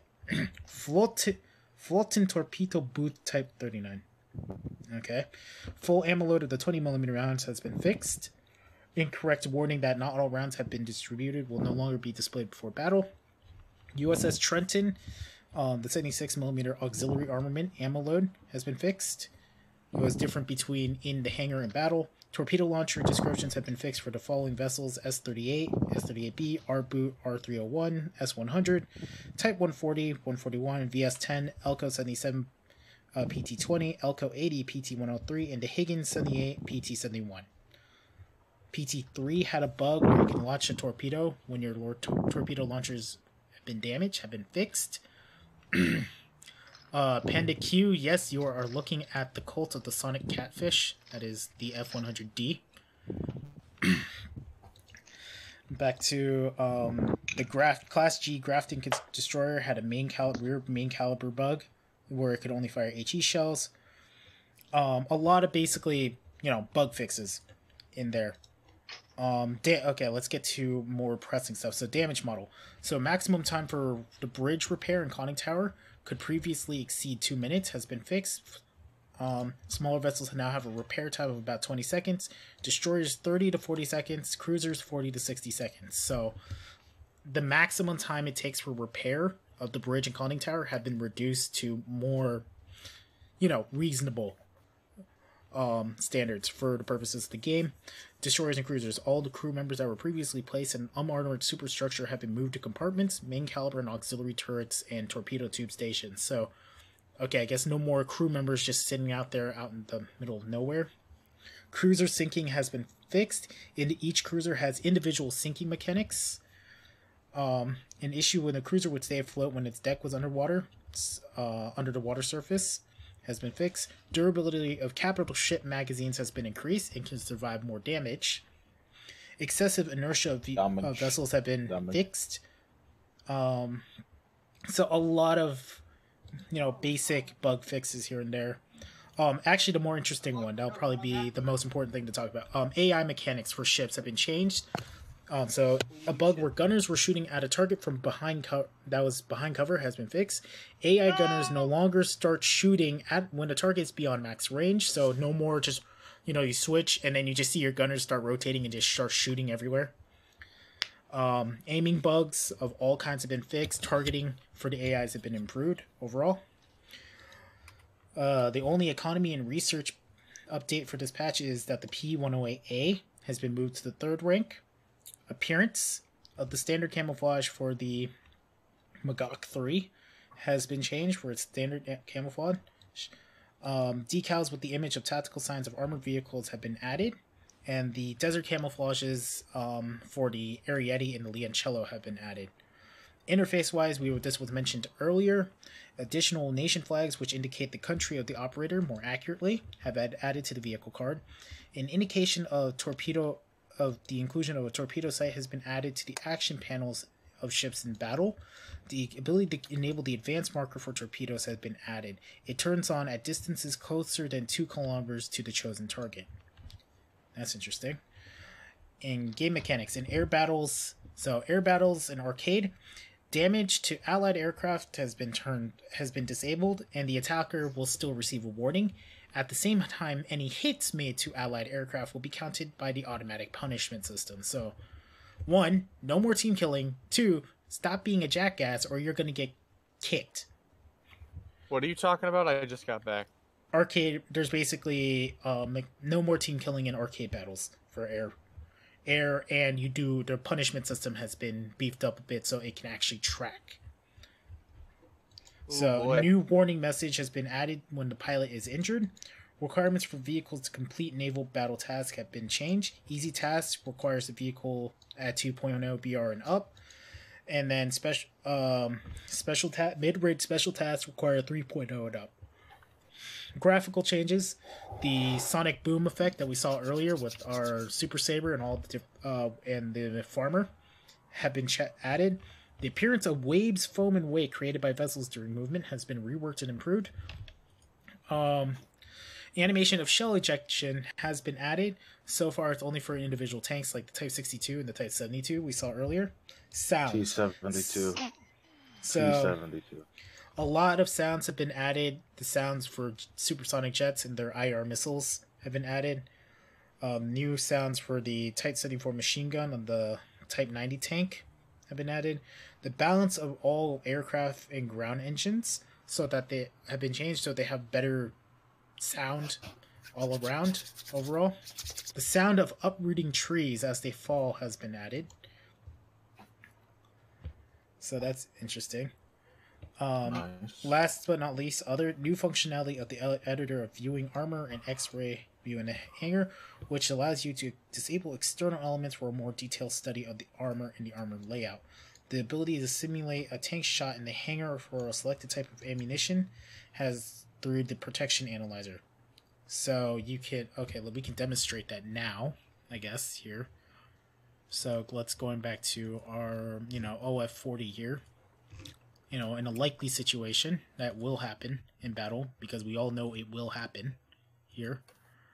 Alright, so we gotta bring up the protection analysis. So let's say in typical fashion that, oh god, there's an IPM-1 on the other side of the map that's gonna shoot you somewhere. Yes, it's a simulate a tank shot. And the protection for the shot, you need to press left targeting analyzer on the tank. I'm on an Operation Korea, by the way, if you can find it, if you're still on that server. Yeah, we will actually. We'll probably. I don't know if I'm gonna end up doing play. So I gotta go to work on the tomorrow, dev but server. it's an afternoon shift, so I can sleep in. We're not gonna like, play too much because this is again most of my streams are about looking at the vehicles. I don't tend to actually play the vehicles because I know you guys. If you guys have the dev server and the ability to go look at it, go check it out for yourself because I can only show you so much. You know, playing will just kind of drag on the server, and I don't want to drag on the stream. I want to get this thing uploaded as quickly as possible. So apparently, it says that the shot is supposed to be animated, or you can actually see what it looks like if it penetrates on a surface. There's a couple of questions. There's not stating, showing. Yeah. There's a couple of questions about the MiG-15 BIS ISH. The only thing I can say about it is I wouldn't recommend it. Yeah. It's a normal that's all I'm gonna say because me personally, I don't like the MiG-15 BIS as much as I like the 17, and well, the 15 BIS ISH doesn't get tiny Ivans. Yep. Okay. It also, I mean, the gimmick is kind of neat because it means you don't have to fly directly at anti-aircraft in ground battles, but literally, if you want something, like if you already have 9.0 Russia tanks, get it for ground pounding. If you don't already have a Soviet jet that's a good ground attacker. Yeah. But otherwise, don't get that. I would get the Sabre, which is slightly subpart of the F-25, which for some reason is at 8.0 now. And the F8 and the Gloucester Meteor F8, I would actually recommend it for the explicit purposes of ground for ground pounding, not so much individual air-to-air combat, but ground pounding, yes. Because the Sabre is just you're paying for a skin. Ooh, That's all you're doing is paying for a skin. Yeah. Anyway, I think I'm going to cut the server or the dev server stream here. I think we've looked at basically everything. I've looked into, especially with the patch notes, at least what the patch notes have to offer. Again, this stream will be up later so that you guys can watch it and analyze it all in and out. And for everybody who was here earlier with the connection problems, I'm so sorry for those connection issues, but I'm glad if you stayed around. I'm glad you guys stayed around to see the stream go through. I'm glad that nothing else has gone wrong with the stream. Nobody has said anything's gone wrong, so we're good. So if you want, get on the dev server. There is instructions. I'll post it in the what is it? Somebody can post it anywhere. If you want to, chat with me more in person, please join the Discord server. The link is on my front page of my channel. Just you need to read the rules. Essentially, just scroll all the way to the bottom of the rules channel where you land. There will be a copy paste phrase. Copy pasted in our resident bot George, as long as he's still online, will immediately give you a role, and then you can just be free to chat with everybody else on the server. And you might get to hear me bitch and rant about the Abrams. Fuck you, dude. You suck. And you'll get to talk kill it with the automatic. Mark my fucking words. Exactly. Anyway, so this has been the dev server 1.85 stream, and this was me, John Man, Steel Wolf here, or Cement Mixer. Temperus, Tom, and Abrams, please. Yep, and of course Gopnik been here, and then we had a few guests here. Yeah.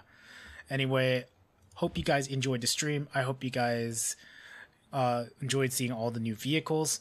I think the Italian tanks are a great addition to the game. I'm still more excited for them than I am supersonic aircraft. Just because they're different. Just because. Love them. It's just because, as much as I love aircraft, the fact that the Italian tanks are here, it makes me feel good that War Thunder, in terms of air and ground combat, are complete. And that's amazing. And naval forces is also nearly complete when it comes to country. Naval forces are nearly complete. Yeah. Again, everybody who watched the stream, I did look at every vehicle in this patch. Wait like a couple of hours. I will have the dev stream available for you guys to watch. It just has to render, but I'm going to cut off the stream here. So everybody who is in the room right now, say goodbye. We're going to say goodbye to the stream. Again, join my Discord server. You want to talk to me more. I'm on most every day, unless I'm working or I'm just really tired overall, or if I'm just working on a video. But again, hope you enjoyed the stream, and I will see all of you guys later.